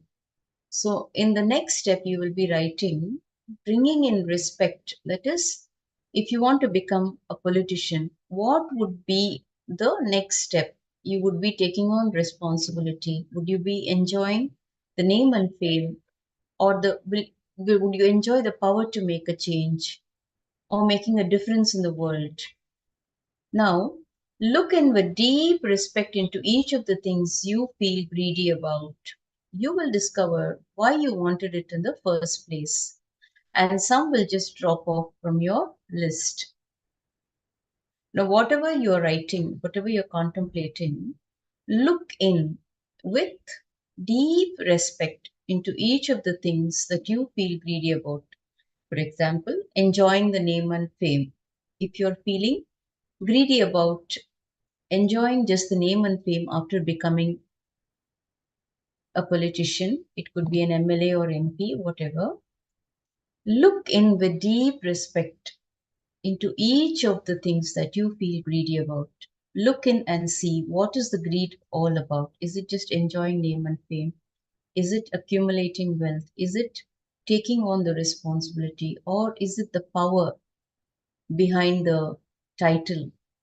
Now, when you look in with deep respect, you will discover why you wanted it in the first place.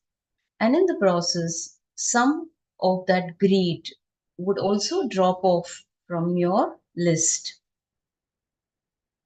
When you look in deeply and try to understand what exactly it is that which you want, just enjoying the name and fame, the respect, the power, making a difference to the world. So look into each and every aspect of that with deep respect. And then you will understand why you wanted it in the first place. And in that process, some of that greed can just drop off from your list. So let's take a few minutes and do the second step.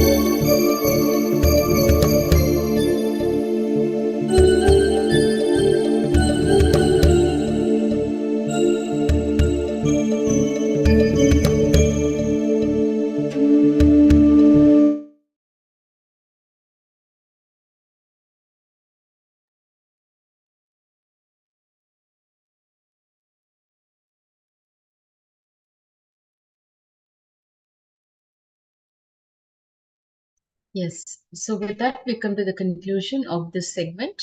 You can continue to do the exercise. In case you are yet to complete it, you can continue to do the exercise until our next Acharya joins in. So now we will conclude with the Purna Mantra. Yes. Let us sit with our head, neck and spine in a straight line as we chant the Purna Mantra.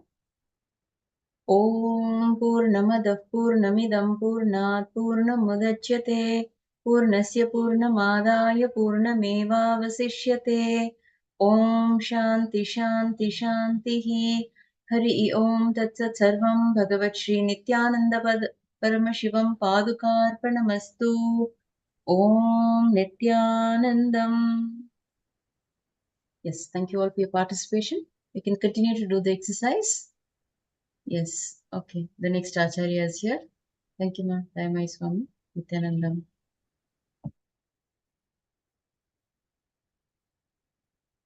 Yes. Nithyanandam, everyone. Such a beautiful topic today that we are learning the living enlightenment. Now we are going to, in one of the powerful process or technique or sacred sentiment or cognition that Swamiji has shared is Satya Sankalpa, our will, intention. So let's watch a short video on the power of Satya Sankalpa, the true intention, the true what we want to manifest in our life. If it is the true intention, it surely manifests. So let's watch this very short one.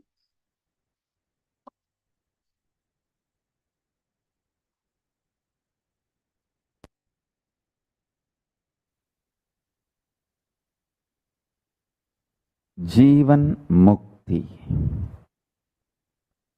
Living enlightenment is establishing your confidence and declaring your conscious integrity and manifesting your conscious intention, Satya Sankalpa, on cosmic principles. I'll repeat. Living enlightenment, Jivan Mukti, is establishing your confidence, declaring your conscious integrity, manifesting your conscious will, Satya Sankalpa,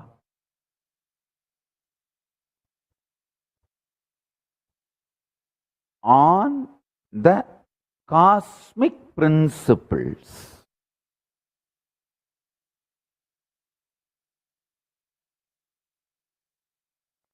Listen intensely. Pure consciousness residing in his formless state is Paramashiva. If it manifests in your body with absolute freedom, no suffocation, suffering, pain, conflict, powerlessness, nothing. Absolute powerfulness as it is. If it is radiating in your body, that is called Jivan Mukti, living enlightenment. Any suffering, conflict, suffocation you feel is bondage. Knowing there is a bondage and you are not able to relieve yourself from that bondage, you go through that same rut again and again. That is called addiction. The good news is a being who manifests as pure Paramashiva, an incarnation, can de-addict you just like that.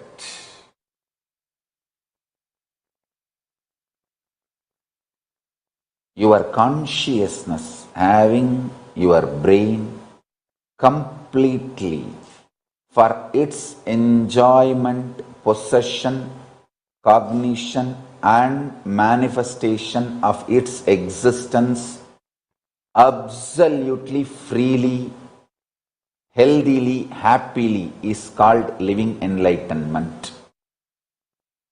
Every pattern you develop which brings suffocation, suffering, powerlessness in you is going to be the punishment for you first before you even think of punishing others. Tyaga is cleaning up all the brain grooves which are destroyed, poisoned, calcified, addicted.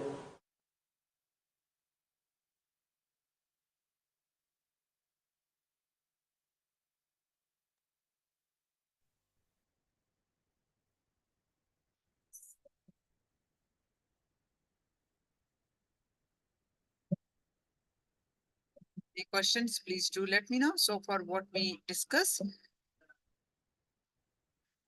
all of you have the Living Enlightenment copy, either physical copy or soft copy. Do you have them?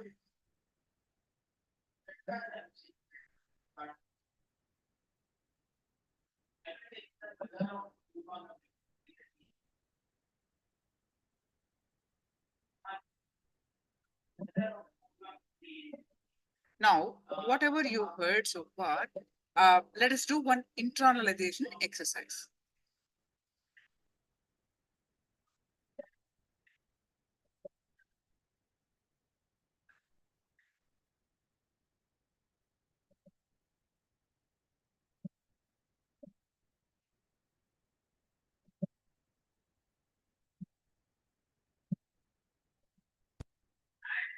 Living Enlightenment internalization exercise.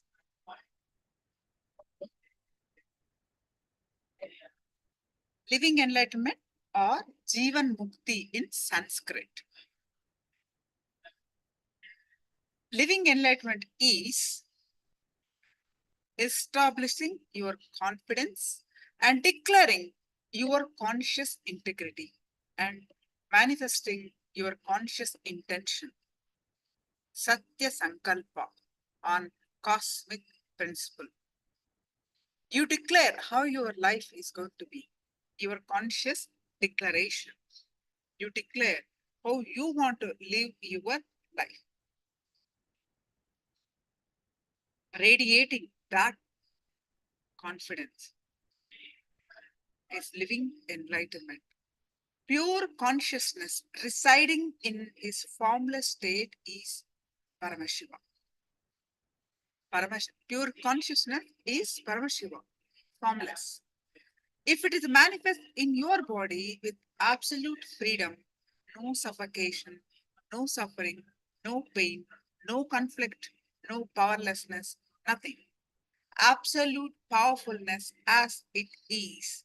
If it is radiating in your body, that is called Jivan Mukti. Absolute powerfulness, no suffering, no powerlessness.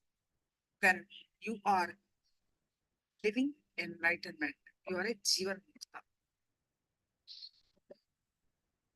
The moment you risk, come whatever may, you open your door for bliss. Because the moment you say whatever may, you accepted the whole. You are ready for the whole and you are ready for whatever is. Whatever is always bliss. Whatever exists is always bliss.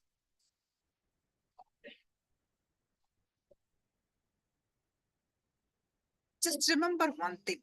Today, you have been initiated as a Jivan Mukta. Just remember, you're going to get initiation. Just remember this one thing. Any conflict comes inside you, anything comes inside you, just remember, Master has initiated me as Jivan Mukta and an avatar has initiated me as Jivan Mukta. I am a Jivan Mukta. How can this stand in front of me? Just ask, how can I be in this situation? How can any conflict come in me? How can I have any disturbance? How can there be something called disturbance at all in my life?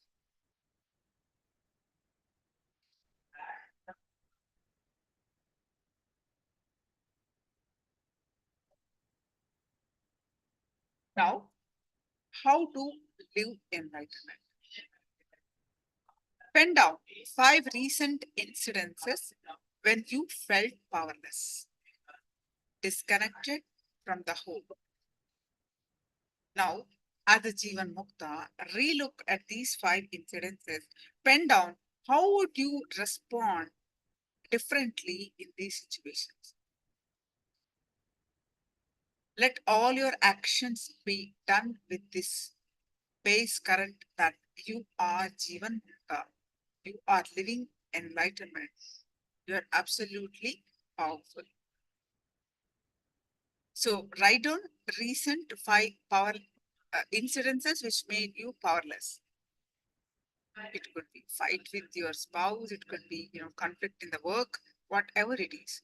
You felt powerless. So write down those 5 incidences and relook at the Jivan Mukta. Whatever understanding that you have so far. So please take few minutes and do this.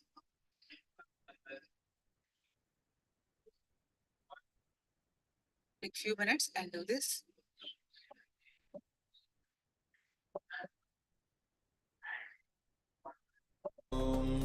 Nithyananda Paramashivoham Nithyananda Paramashivoham Nithyananda Paramashivoham Nithyananda Paramashivoham Nithyananda Paramashivoham Nithyananda Paramashivoham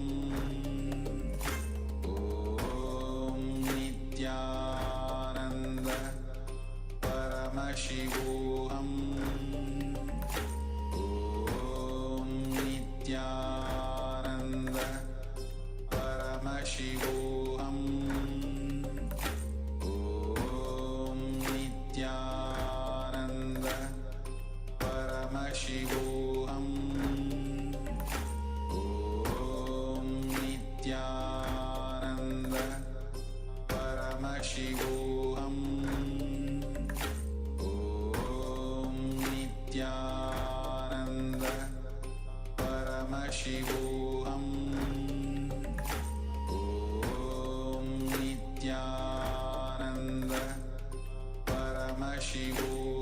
Paramashivoham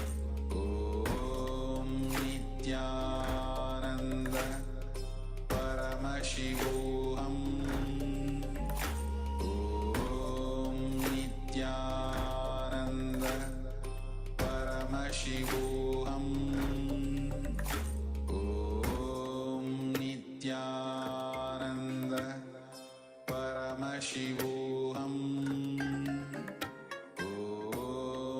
Nithyananda Paramashivoham